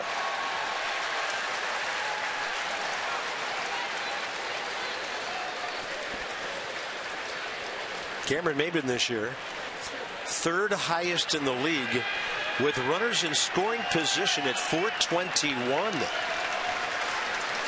Big time matchup here.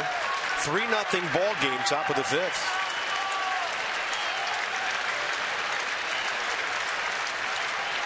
And a 1-2 hit to Rendon. The Nats got Doug Fister back last week. They get Steven Strasberg back tonight. Probably it for him. And he keeps the Braves to nothing but zeros through 5.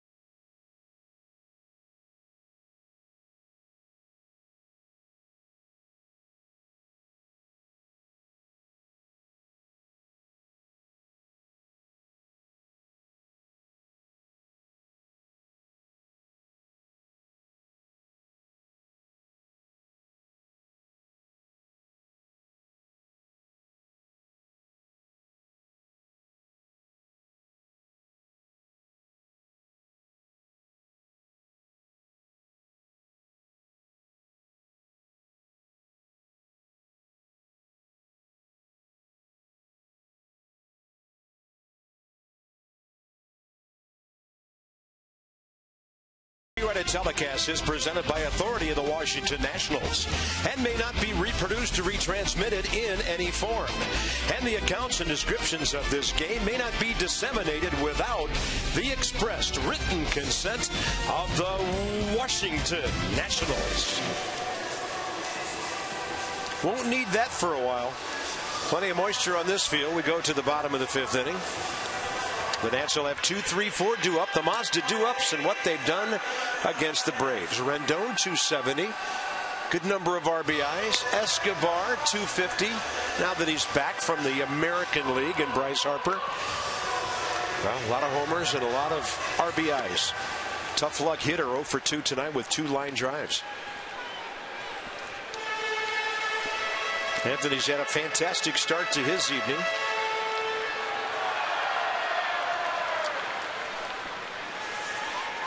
Batting average up to .254 on 2 singles. Right field RBI, first time. Left center cleanly over the shortstop, second time up.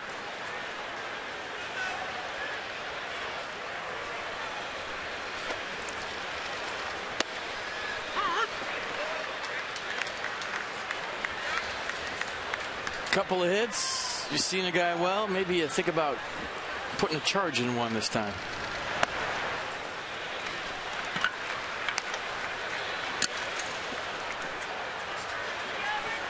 Tanner Roark thinking being he's going to piggyback on the night of Strasberg and pitch a couple of innings. And meanwhile, Anthony Rendon, who had hit .270 his last 10 games, is now really hot. Dan's got more on Yunel Escobar stepping in. Bob, FP mentioned earlier that Escobar's batting average the last few years didn't top .260. Here it is coming into his at bat here, .328 on the season. And beyond swinging more this season, Rick Shue told me that he's worked with Escobar mechanically on getting a little gather upward to make sure that he stays stacked and on top of the ball. And from an approach standpoint, Shue says Escobar never deviates from what he's trying to do. He's the same guy every day, has the same routine in the cage, and always sticks with his approach and at-bats, trying to stay inside the ball and not do too much. He raves about Escobar. And also, that guy standing on deck might have a little something to do with Yunel Escobar seeing some good pitches this year. Yeah, who wouldn't want to hit in front of Bryce? The Nationals, 8 hits. Hot shot to short. Simmons, Peterson, and they turn a 6-4-3, their second double play of the night. Come out to Nationals Park Friday, July 3rd. Nats take on the Giants, the world champions. Celebrate Independence Day. Post-game Freedom Fireworks presented by Associate Builders and Contractors. Enjoy a performance for the U.S. Navy Ceremonial Guard Drill Team to kick off the display. And for info and for tickets, nationals.com. What a weekend with the world champions in town. Do you have a forecast for that? You're Mr. Weather app. I mean, I haven't got that far. It better not rain, or it better not rain. Bryce Harper sharply for the third time tonight and right at Peterson, and the Nats go quickly because of the double play ball. Into the 6th now and into the bullpen with Tanner Roark.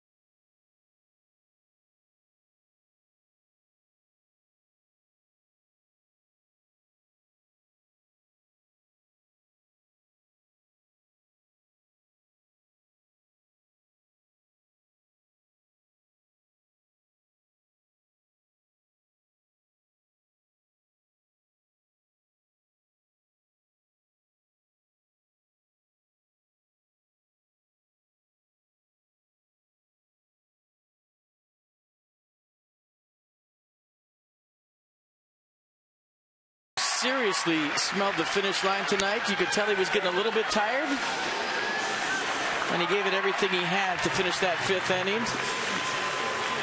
Stamina will build, endurance will build, but you had to like what you saw tonight from Steven Strasberg if you were in the first base dugout.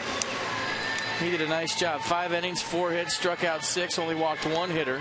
Threw 94 pitches, 64 of those for strikes. And threw 47 fastball of his 94 pitches. He was aggressive with the heater in the strike zone all night long, and he hands the ball to Tanner Roark. So his repertoire. And to just add a little bit on to FP's assessment, 15 of 20 first pitch strikes for Steven. He had 8 0-2 counts on 20 batters. So 40% of the time, hitters 0-2. Nick Markakis against Tanner Roark, 1 for 5 career with a homer. And here we go, top of the 6th. Good to have Tanner back from the paternity list. Congratulations. Markakis 2 for 2 against Strasberg tonight. Half of the Atlanta hits.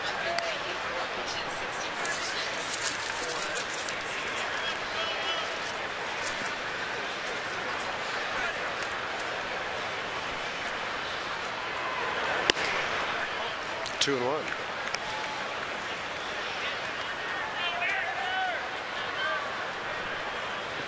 Markakis, the only Brave. Sad to see Steven Strasberg go. A couple of knocks. He'll go to left on this one. Michael A. Taylor awaiting that fly ball. Braves box. First inning single, Nick Markakis. Second inning 1-out single, Chris Johnson. Markakis again leading off the 4th. He was out on a force play. And then the Yuri Perez double with 1 out, followed by the Alex Wood walk. And Steven Strasberg, I wouldn't say he was on the ropes, but he battled back to get the last 2 guys, striking out Peterson, and then the ground ball to Cameron Maybin, ending his night on a real high note. Przinsky and Uribe now, the next 2. The Nats put a shift on, and Danny Espinoza plays in the second to third base line over there. Different, I mean, to see Espinoza almost at third to take away the bunt from Przinsky. Escobar going to second. So Matt Williams, maybe first couple of pitches, wants Espinoza in for the bunt, and now going back to his more familiar shortstop position. 1 ball, 1 strike to Przinsky. Right where Danny Espinoza is. He had actually moved back a little bit after the first pitch. 2 quick outs. Ball's not carrying it left.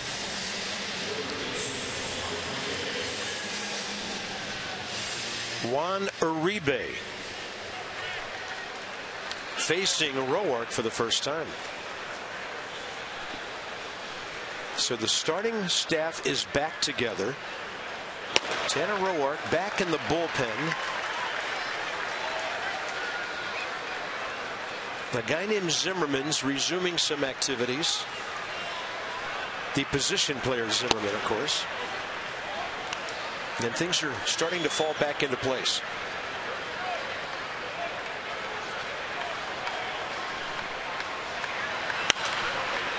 Slider away, fouled that way. Roark working quickly, comes out of the bullpen and just goes after everybody. Zim's night at the park last night, a smashing success as it is every year. Fun time for everybody. A good time for a great cause. Fight MS. And Tanner Roark, a quick top of the 6th inning. What more could Matt Williams and Steve McCaddy ask following up on Steven Strasberg tonight? Ramos, Espinoza, and more coming up. 3-0 Washington.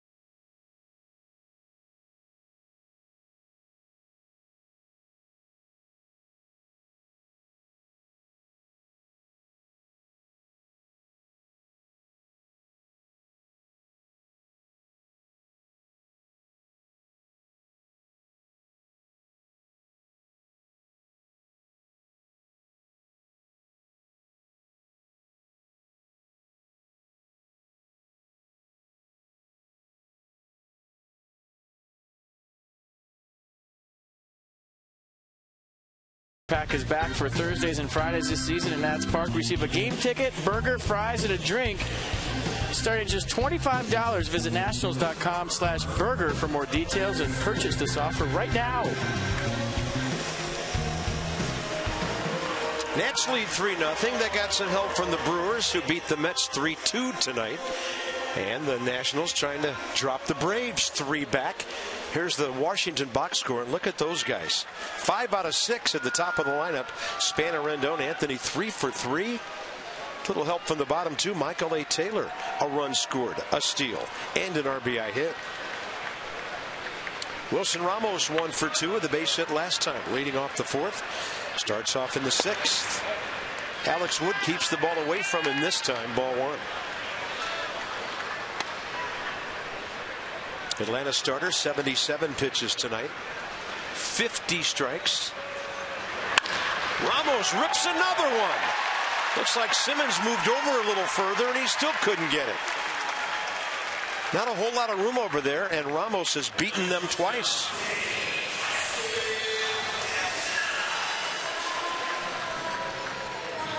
Man, Wilson Ramos, same place, wearing out that 5.5 hole.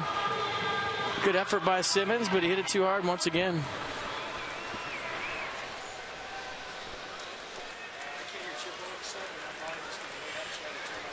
Danny Espinoza 0 for 2.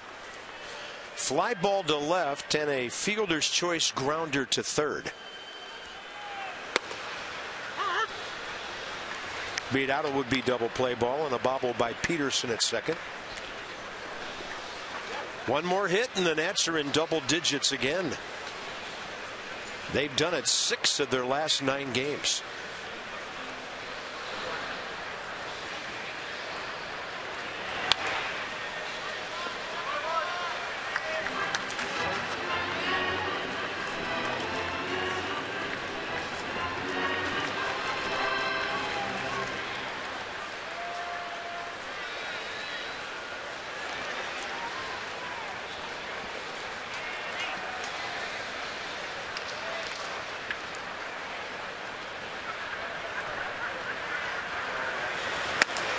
And Espinoza couldn't get to 89 upstairs. For Alex Wood, his second strikeout tonight. You have to like the way the bullpen's kind of setting up for Matt Williams if you're a Nats fan. Or, I mean, all of a sudden he's got Tanner Roark, a guy who's been stretched out a little bit, to go maybe 2 innings, 6 and 7. Yeah. Carpenter for the 8th and Storm for the 9th if he has a 3-run lead or less. So those aren't bad options for the skipper. First pitch swinging, Tyler Moore. Short right center. The call made by Mabin, the center fielder, 2 outs. Yeah, and then when Tanner Roark comes out, gets 3 batters on 11 pitches, makes that call a whole lot easier. This call is simple. Get in on baseball action with Masson. Text the word Nationals to 29292 for team alerts and chances to win exclusive prizes all season long, including meet and greets with your favorite players. Again, that's Nationals to 29292 for Nats alerts that you can't miss. Taylor 2 for 2. Now batting over 250.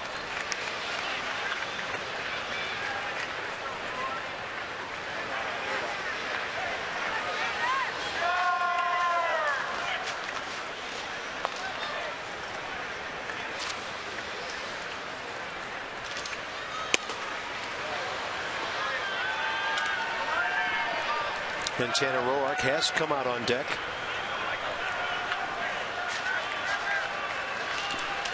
Three hits this year.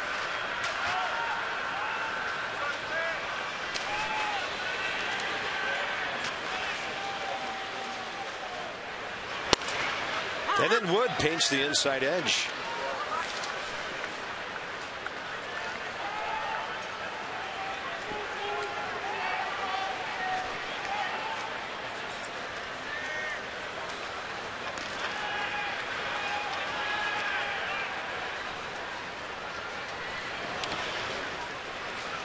Brzezinski with the block, and the count's even.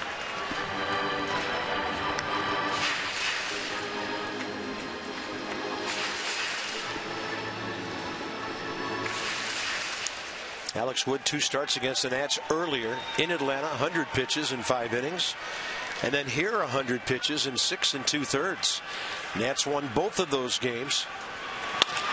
And that one out to short for Simmons. Over to Peterson. This ball game into the 7th inning. Tanner Roark about to try 3 more outs if he can.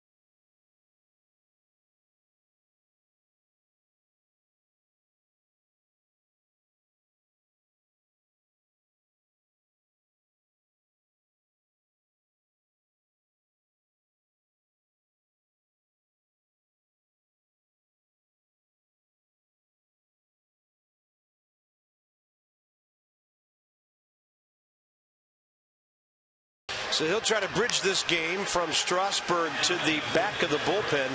And speaking of Steven Strasberg, 5 innings, just over 90 pitches. Bottom line is a bunch of zeros up on that scoreboard. Well, you like what you saw from Steven Strasberg tonight, just the way the Braves were swinging at his fastball tonight. And his fastball, quite frankly, has got hit around a little bit this year. Not tonight. They were late in hitting counts on his fastball, which is a great sign. And we went over the mechanics and the changes he's made. Healthy now. And just had a big-time reset, basically, with injuries, approach, mechanics, mindset, and everything really, really good tonight. And you have to like what you saw from Steven Strasberg. If you're Matt Williams, Steve McCatty, everybody in that first base dugout. Nice outing. Tanner Roark and Chris Johnson here, top of the 7th. That ball ripped. It's hooking foul. Bryce with a nice try down there. That was hot coming in. Chris Johnson 5 for 15 with a double career against Tanner Roark.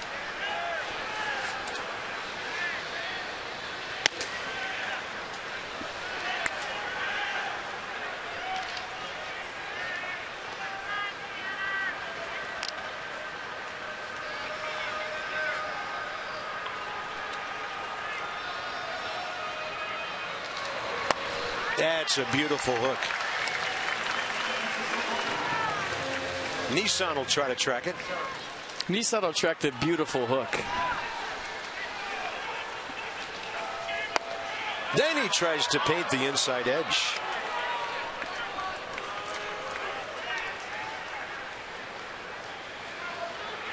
Tanner's beard is getting long.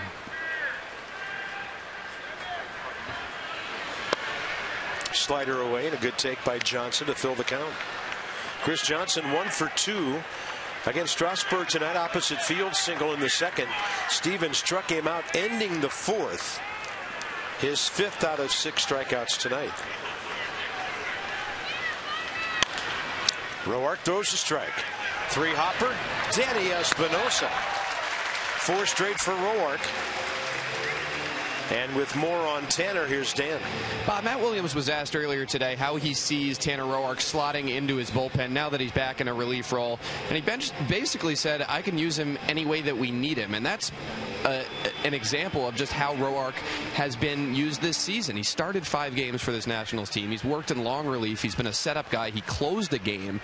What a luxury for Matt Williams to have a guy who he can use in any role wherever he needs him. But if you're the Braves right now, you're thinking, okay, I just faced Steven Strasberg for 5, and now I got a 15-game winner out of the bullpen. Wait a minute. This is not fair. Yeah. Guys like this usually aren't long relievers.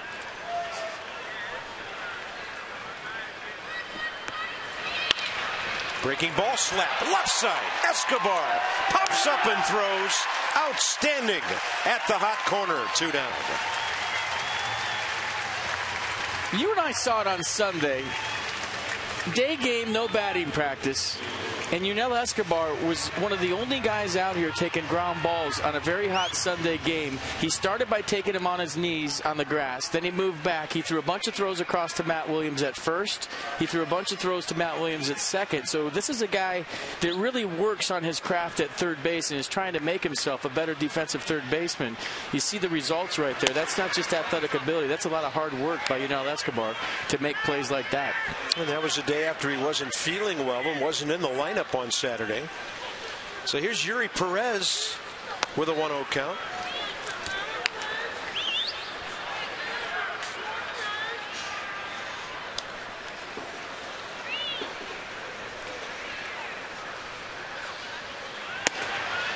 Great fastball under the hands of the right-handed hitter.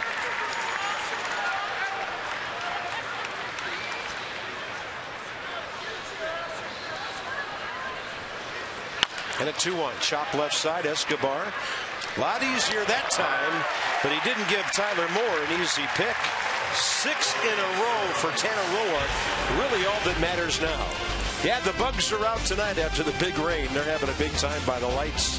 And it's our Hyundai 7th inning stretch. How about this Washington pitching? 7 shutout innings tonight.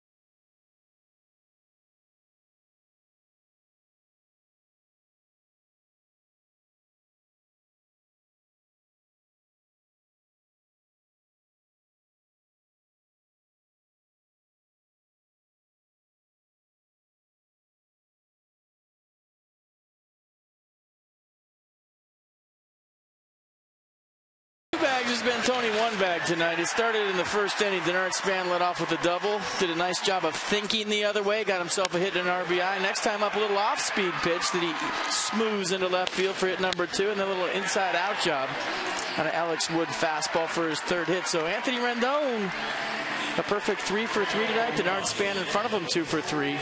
His 14th double. And we've already talked about the nice night that Steven Strasberg had in his return. Tanner Roark goes out, throws a couple of shutout innings on 23 pitches, and Dan Uggla will bat for him, bottom of the 7th. Alex Wood is in his final inning, about to throw his 88th pitch. They will hit for him in the top of the 8th.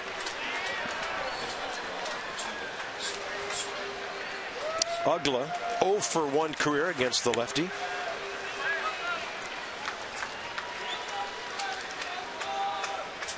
And as a pinch hitter, 4 for 12 with an RBI.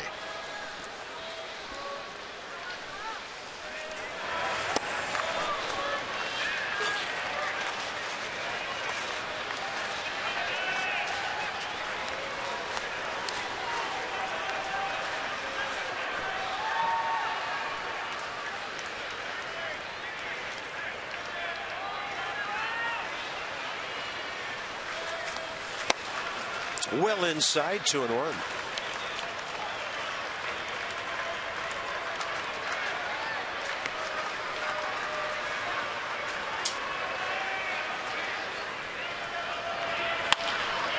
Out to short, where Simmons had played Uggla to pull.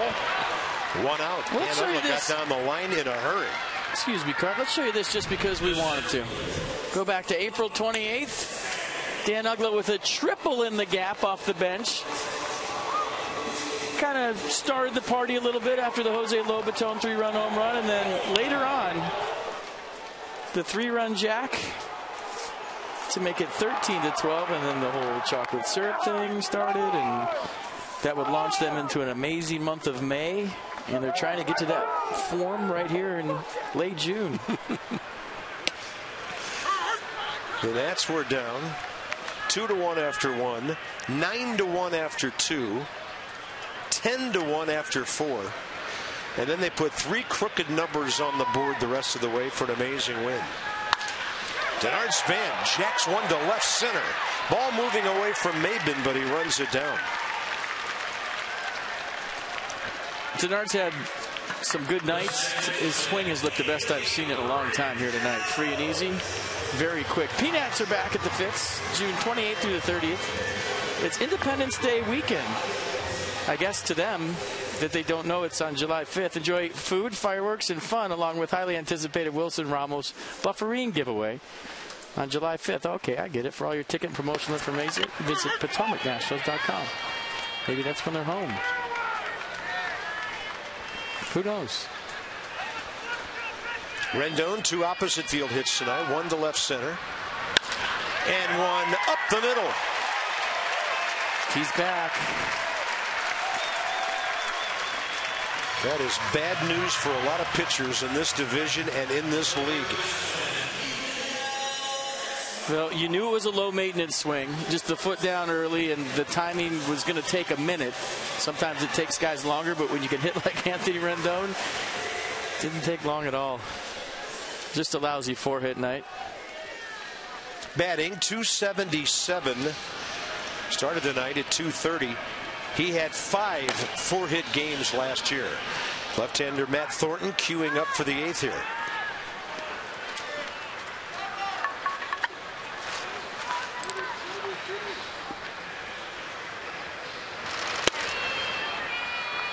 Escobar for 3. The 2 hardest balls he's hit tonight. 1 to third, 1 to short, turned into double plays.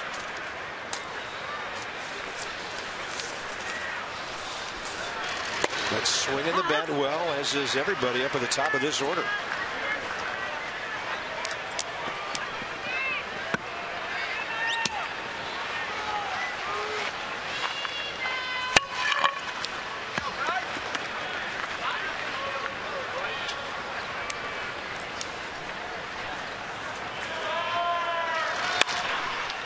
Left side, Uribe. That's it for the Nats in the 7th. So Alex Wood done for the night. He'll leave down 3-0. It's up to the bullpen now with Thornton next.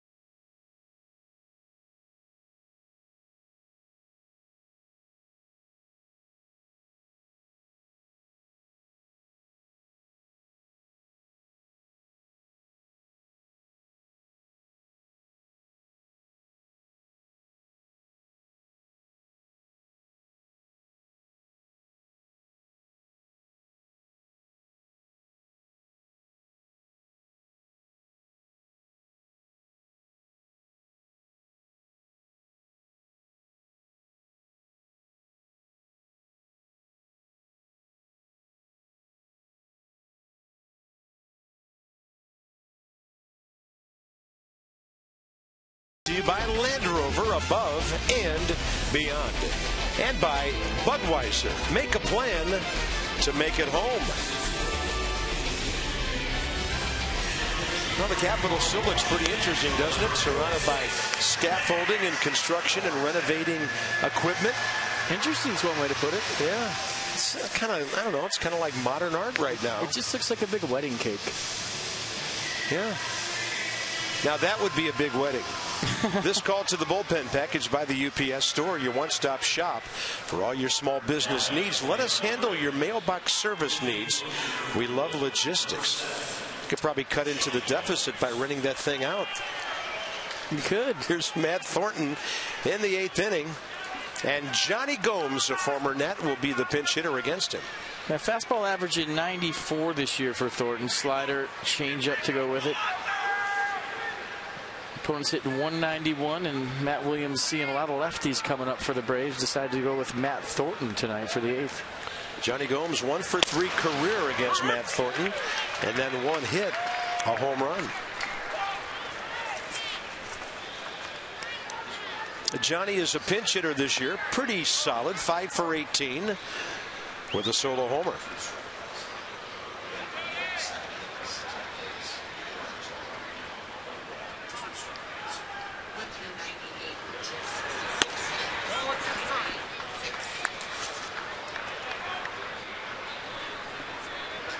One ball and 1 strike. Active major league leader in pinch hit home runs with 10.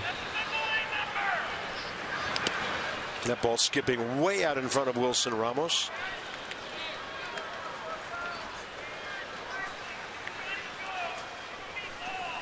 And he's always been really good against left-handers. Johnny came into this year, career .281 against southpaws.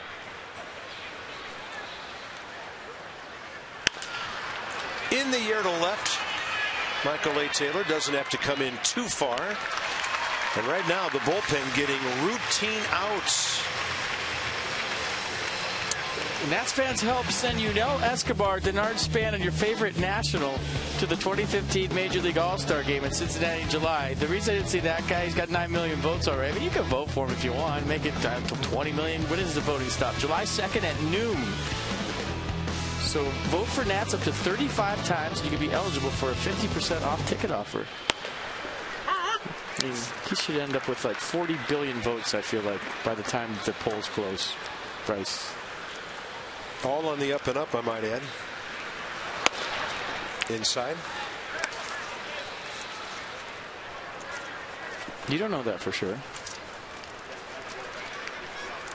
They would have found out. You don't know if some guy somewhere has all the launch codes for the All-Star game and is just like voting all day and all night, and he's 40 years old and he lives with his mom in the basement, and that's all he does is vote for All-Stars all day, every day. You don't know. Not that there's anything wrong with that. Yeah, what's your point? Scherzer, Zers. Jace Peterson 0 for 3. 0 for 1 career against Matt Thornton, 2-2 count. And he just throws the fastball low in the zone, right by him.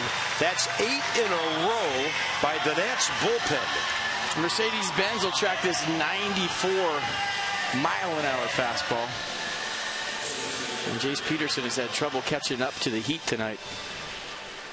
Cameron Maybin will get a chance now. He's 0 for 1 with a strikeout and a walk career against the Nats left-hander Matt Thornton.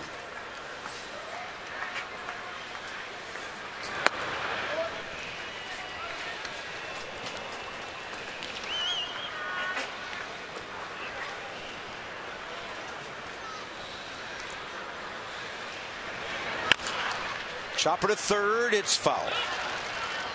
Escobar's going to just finish the play, though. Practice. Might as well. A, don't be an umpire, and B, take advantage of a free ground ball. It's late.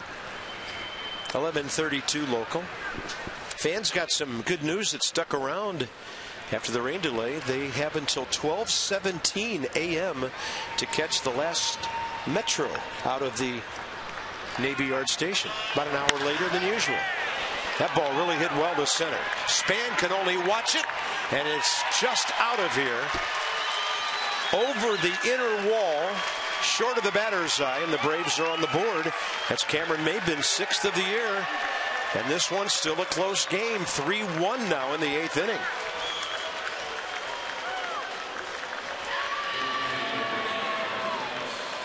Yeah, got a fastball right down the middle and hit this one a ton. Straightaway center field, and all of a sudden we have a 2-run game. That's the first home run given up by Matt Thornton this year. So the bullpen revs up, and here's Nick Markakis, lefty-lefty matchup. Maybin breaks up an 0 for 12 with that bomb to center. Good breaking ball, swing and a miss.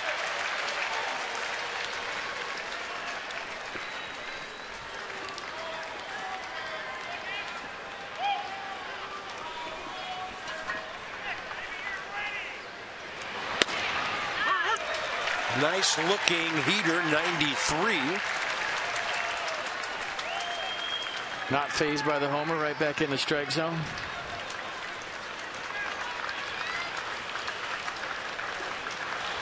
And a 1-2. Markakis up the middle. Rendon couldn't get to it. So that quickly, the tying run into the batter's box here in the 8th inning. It's the first time tonight the Braves put hits together.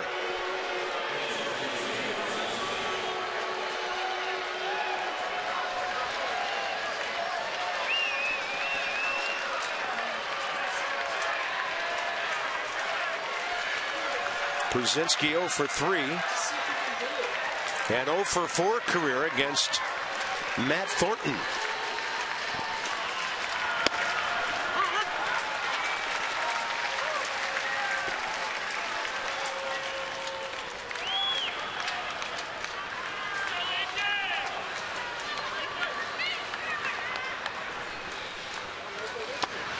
Did he go? No swing, says Dana DeMuth. What do you think David Carpenter's raring to go and get a piece of his old team? Well, he might get that chance if Uribe, the right-hander, makes it up next. 1-1, and that ball's ripped into right. So Matt Thornton gives up a homer and then fails to get 2 left-handed batters. And the tying runs on base. Man, you got a guy that has a flair for the dramatic in Juan Uribe, and Matt Williams going out and getting his left-hander and bringing in David Carpenter to face his old ball club. First 2 outs pretty quickly, and then homer, single, single. Every ball hit with authority. It's Carpenter and Uribe, a right-handed matchup, or we'll see.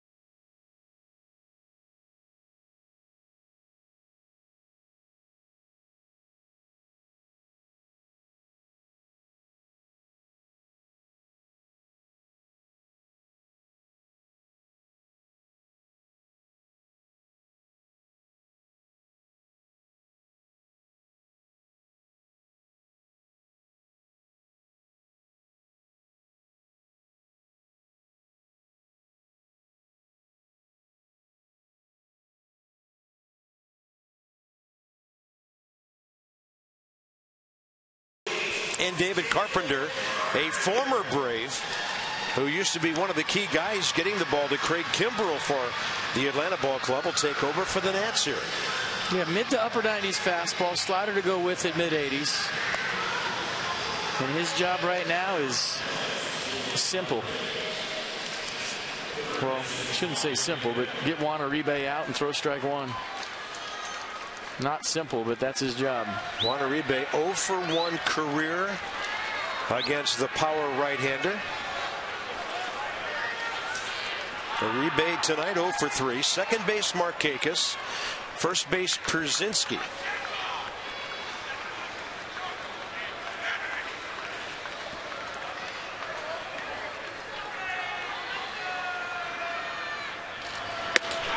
Fastball up, 95.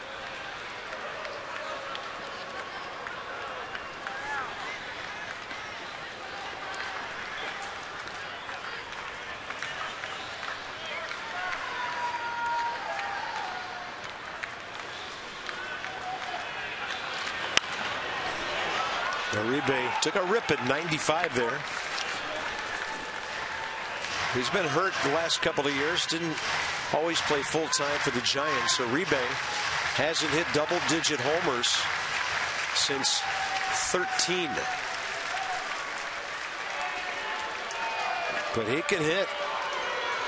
And he's been .305 in his first 24 games with the Braves. A lot of managers think about the 4-out save for their closer in these situations, especially if their closer's fresh. Matt Williams decided to go with David Carpenter here, facing Juan Uribe. Carpenter's been good for the Nats. He's been real good so far. And there's Drew Storm. 2-1 pitch. Uribe airing things out. Strike 2. Well, that's why you like power guys at the back end of your bullpen. Tough to hang 95, 97. And you like the aggressive nature that David Carpenter's going right after Juan Uribe.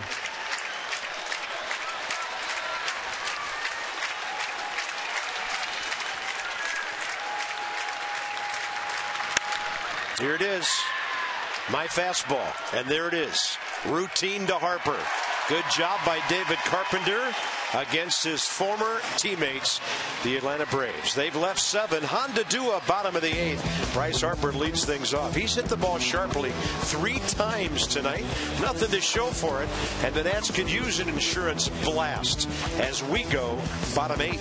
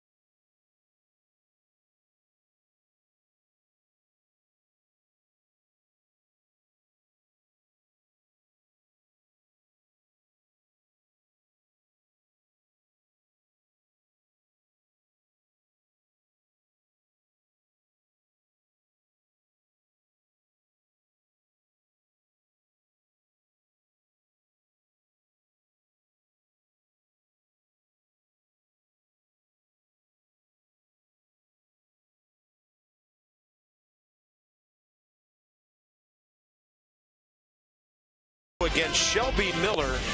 This guy's tough. 5-3, a 1.99 ERA, 4th best in the National League. But there's a guy on this side that can pitch pretty well too, and that's Jordan Zimmerman. Career against the Braves, 5-2 with a 3.15 ERA. Quite a matchup for Game 2 of this series, and this has been a pretty good battle tonight. Dana Evelyn on for the Braves. Fastball, slider, change. 3-pitch guy. Fastball averaging 89 miles an hour. Slider 81. 7th appearance. ERA at 4.50. 4 strikeouts against 1 walk. And the league hitting .400 against the Braves lefty. First up for the Nationals, bottom 8, Bryce Harper. Bryce 0 for 2 career against him, and that's a front door breaking ball that stays well inside.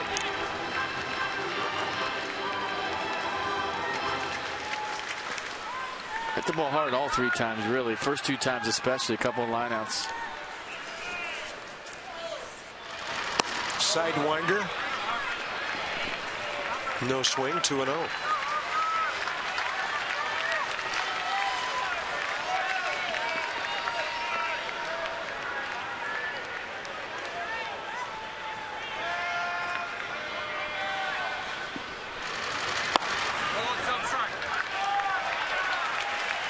Yeah, why not?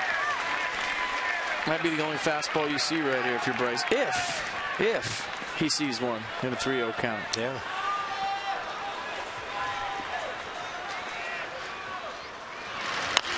And Bryce was ripping. Ground ball right side. Race to the bag, and Evelyn gets there first on the feed from Chris Johnson.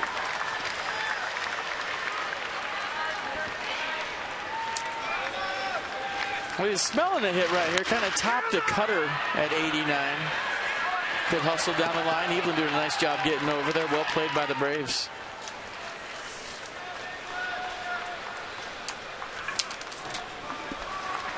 Matchups here late in the ball game. Bottom of the 8th, and that's deeper into the Atlanta bullpen. Wilson Ramos coming up.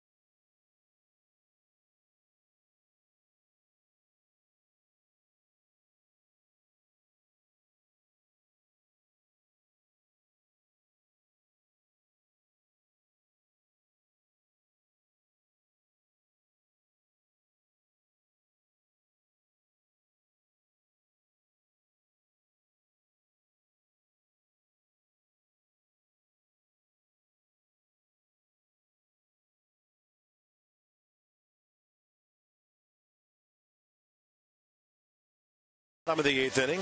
Ramos and Espinoza the next 2, and the Braves will bring in their right-hander, 26-year-old Brandon Cuniff. Cuniff's fastball averages 93, slider 82. And the changeup at 84.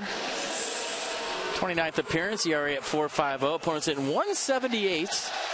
And you see the fly ball percentage. He's a fly ball guy. And Wilson Ramos working a nice 2 for 3 night. Swung the bat well. Yeah, a couple of balls pulled hard through the shortstop hole. Simmons creeping over even more this time. Look where he's playing. I mean, he's serious pull mode. Wilson Ramos has been right in here a couple times. He'll take it up the middle this time. How about a rocket to the gap in left center? That ball gets beyond Yuri Perez, and Wilson Ramos will come rumbling into second base. I mean, that ball was tattooed. That's his 18th extra base hit of the year on double number 11.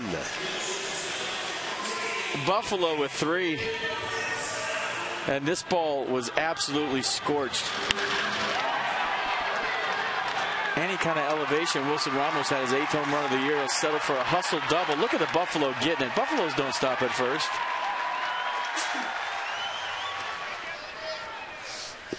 Good swing.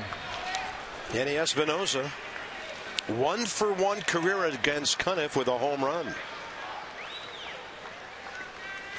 He goes up hacking, and that one gets A.J. Pierzynski.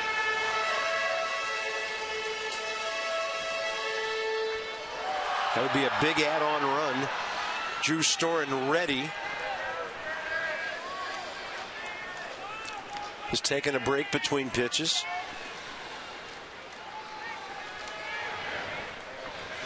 He's been lights out. And his teammates would like to give him a 3-run lead to take that mound in the 9th. That's going to help.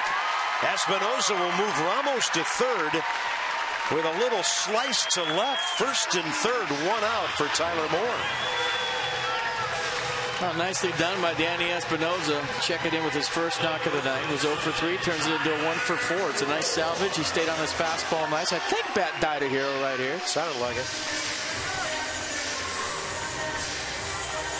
By the way, the Nats another double-digit hit night and then some. That's a dozen now.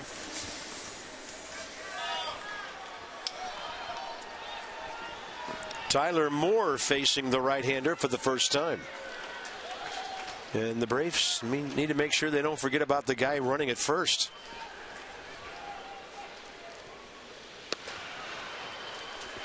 First pitch breaking ball that got well off the plate.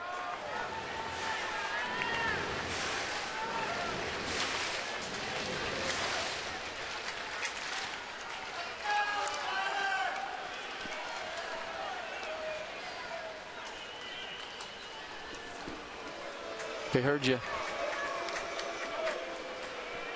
Hit speed on the double, wow. 105 and a 77.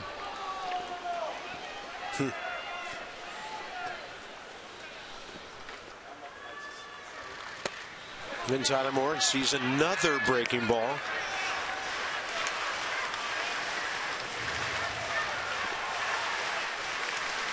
So protect mode here as he tries to get something out of the infield to make this a 4-1 game.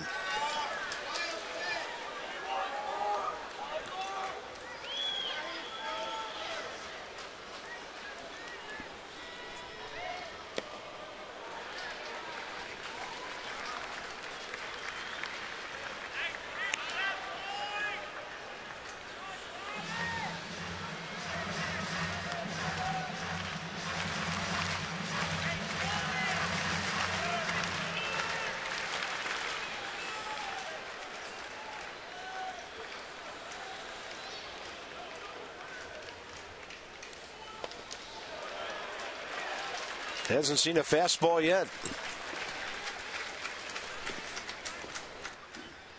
So what do you do here as a hitter if you're seeing a steady diet of sliders? A, try to spread out, shorten up. B, try to pick up that rotation. Think about going the other way and hope it's elevated. 2-2 pitch, and he takes it way outside.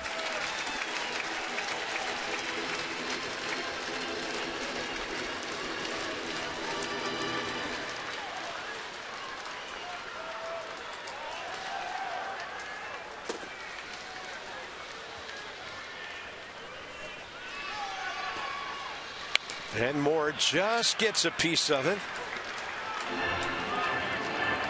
Checking the cup at the top of that bat. I think he chipped off a little bit of it. Well, Casey Jansen, evidently, if the Nats take a lead of more than 3 runs, then Drew Storen, indeed, if it's a safe situation.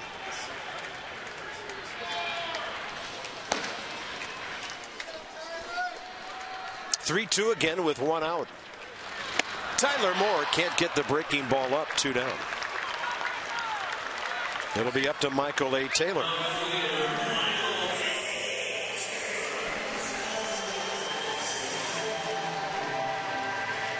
Another good night for the number 8 hitter with 2 hits, a steal, a run, and his 25th RBI.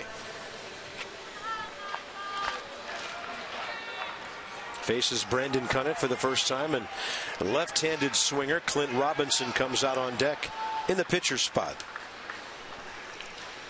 Pretty good move. Quick feet, quick release.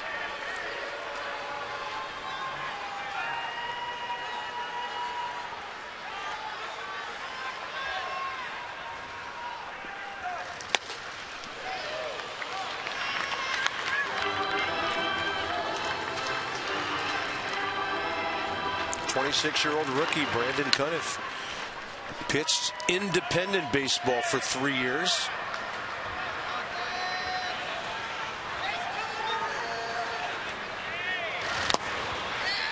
It's a tight slider low and away, and ended up for the foul tip.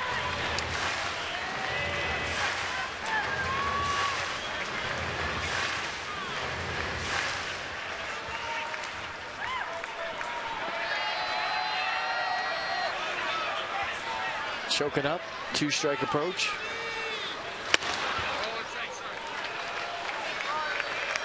I like to choke it up with 2 strikes. What does it do? It just helps you feel your barrel through the strike zone. It's more of a controlled swing. And it gets you thinking right, too.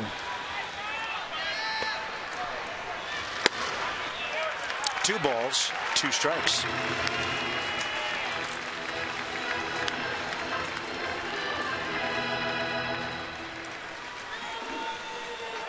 Is he fair or foul? Because if he's fair, he wants a ball. If he's foul, he doesn't. Gonna have to wrap one around the pole. I think he's fair. That kid is fair. 2-2. Taylor to the right side. The race is on. It'll be close, and they got it. Jace Peterson getting rid of it in a hurry. The Nats lead 2. They've stranded 8 tonight. So it's time for Drew Storen and a 3-1 game. And oh, it was so close. Foul now.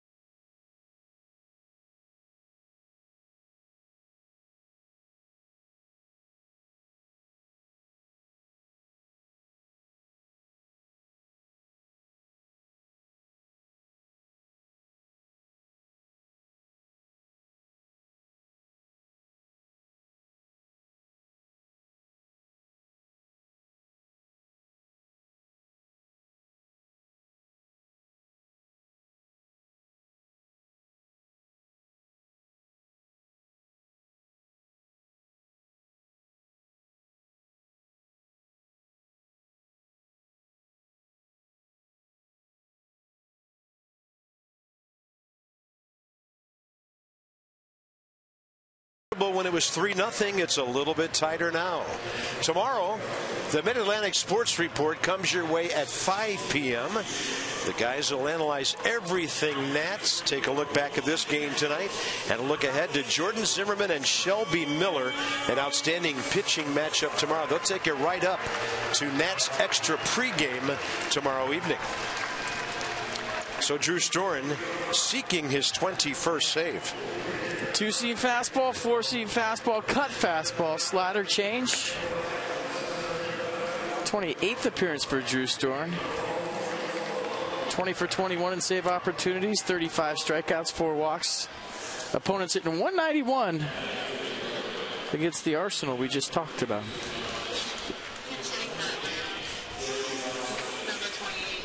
Joey Turdoslavich, switch-hitting infielder, will bat left-handed against Drew Storen.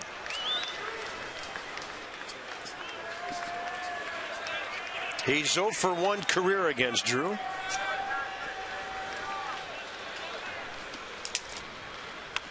Challenge fastball, straight back it goes. Mets have lost, so right now they're 2 back. They've lost 6 in a row, and the Nats could drop the Mets another half game back and drop the Braves another game back. They can hold on here.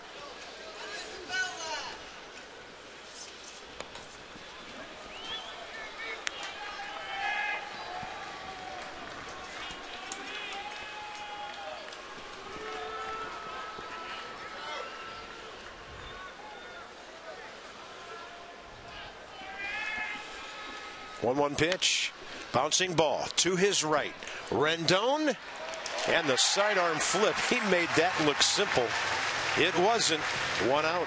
We've been watching Anthony Rendon tonight on defense. He's not moving around well. A couple of balls he didn't get to earlier, right? Yeah, probably still getting the sea legs underneath him. You see how he's going after that ball and kind of hopping after he throws it. And a couple plays up the middle, and but a nice night at the plate, obviously 4 for 4.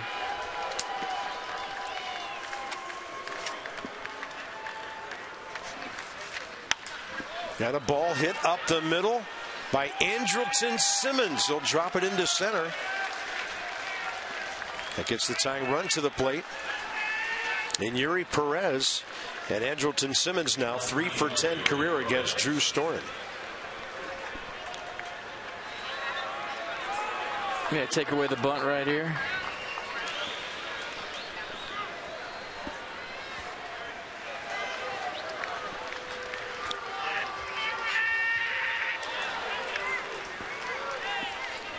Yuri Perez 1 for 3. Facing a former teammate for the first time. Strike 1 with the heater. It's tomorrow.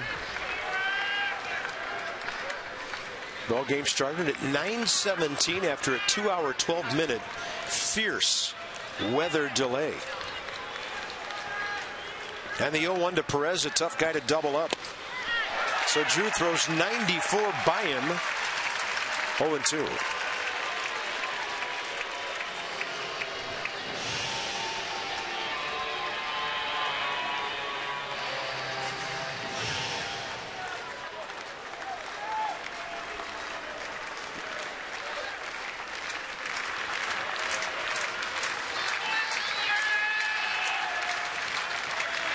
Swing and a miss, and kind of a awkward half swing by Yuri Perez. 2 down. Kelly Johnson will face Drew Storen now.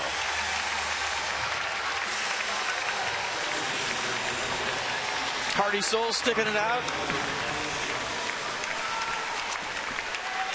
for the twilight doubleheader.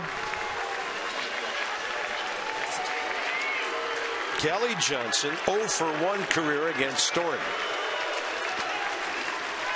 Nats trying to get back to 5 games over 500. Low ball 1.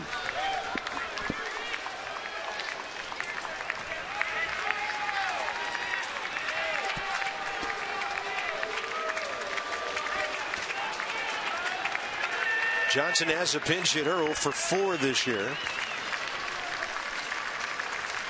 He's got some pop to the pull side, 6 home runs. Thus the target away, and Drew misses up and away 2-0.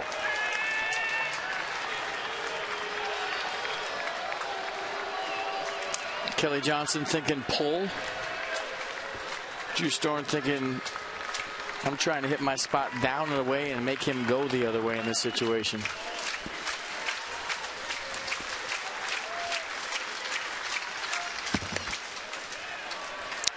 No, sir. 3-1. 3-0, actually. Then Jace Peterson on deck here.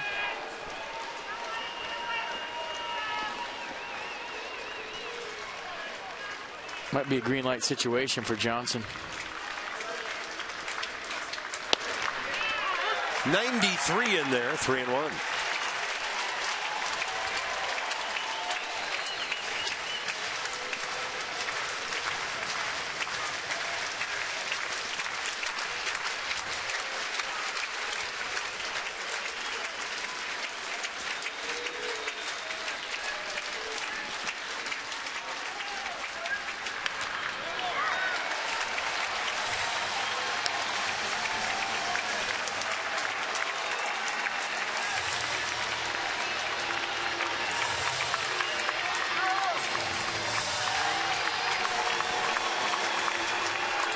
Crowd of 28,344 braving weather tonight.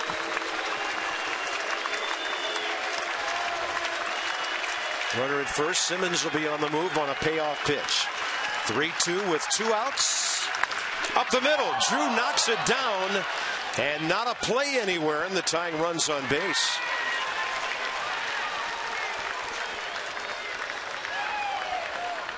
That'll get it to Jace Peterson. A good at-bat by Kelly Johnson off the bench. He gets a 3-2 fastball from Drew, 95. It was away. He was in pull mode the whole at-bat. Pulled it back up the middle. And now the game falls to Jace Peterson, who struck out 3 times tonight. Had a good at-bat his first time up, lined out deep to center field. Braves have 5 hits in the last 2 innings.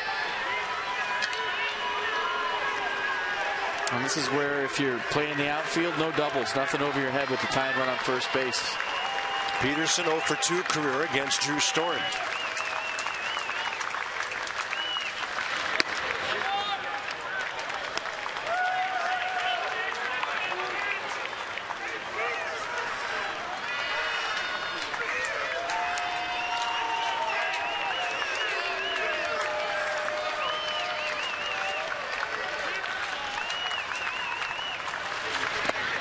Off speed, 2-0.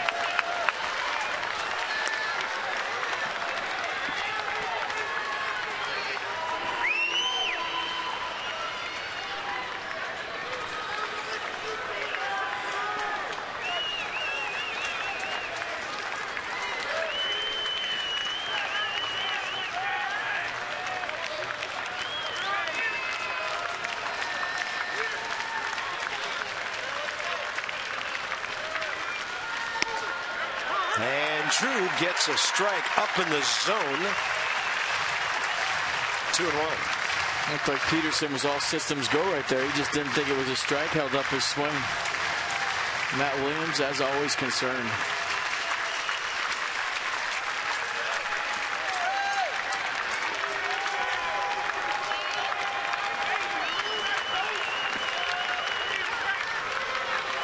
Target outside edge. And Drew Storen continues to miss upstairs. 3-1. Well, that's a good take by Peterson. He swung at that pitch a few times tonight against Steven Strasberg, and even last time against Matt Thornton. She's hoping for an out. Maybe more than hoping. 3-1 with Cameron Maybin on deck here. And Storen gets in the strike zone. Count goes full, and both runners will be on the move. This has to be the bottom of the zone. Good frame by Ramos, sticking the landing. Gets the call. Here we go. Simmons at first. Johnson actually at second. Johnson at first. So the Braves have very good speed on the bases here.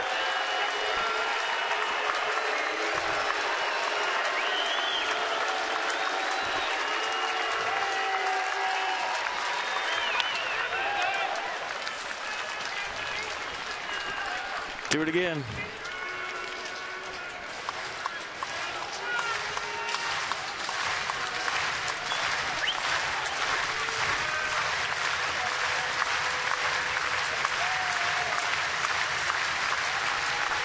Going Karate Kid on you. I don't know. If it works, I'm in. 3-2 again.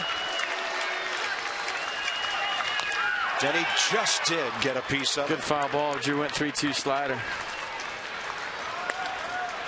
He lived to fight another pitch.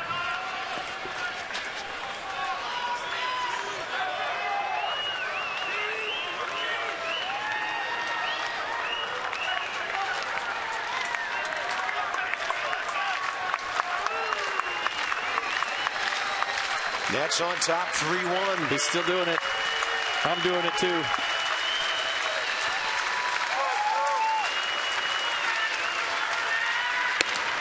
Bases loaded. Drama, which we haven't seen from Drew Storen at all this year, really. Cameron Maybin homered his last time up off Matt Thornton to take what appeared to be a 3-0 breeze at that time and make you mildly concerned at a 3-1 score. Then they had a couple of hits.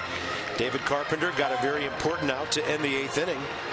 May have been his 0-for-2 career against Drew Storen. This is so easy to say up here and so hard to do in the heat of battle down there, but this is where you have to forget why guys got on base and that there are guys on base, and how you got to where you're at, and worry about the process of making a pitch right here to get a 3rd out. Not if I get him out, we win, but the process. Turn the page on 3rd, 2nd, and 1st, and make some pitches. Maybe a check swing, and that missed the first base bag by a foot or 2. Almost, excuse me, 3 runs. A.J. Pierzynski can't believe it. He's got the best view. He's on the top step.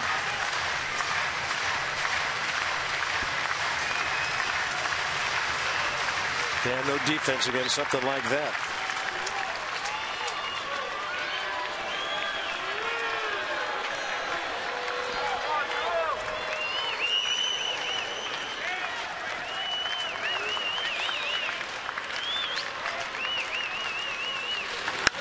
And a pop up to the right side. Wilson Ramos is under it, and the Nats hold on to win. Top of the morning to you. A 3-1 win over the Braves, and the Nats are 6-1 against Atlanta this year. And they've won 7 out of their last 10.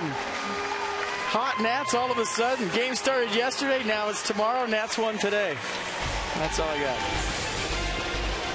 Drew Storen, save number 21, not without its anxious moments. All that matters is 3-1 Nats.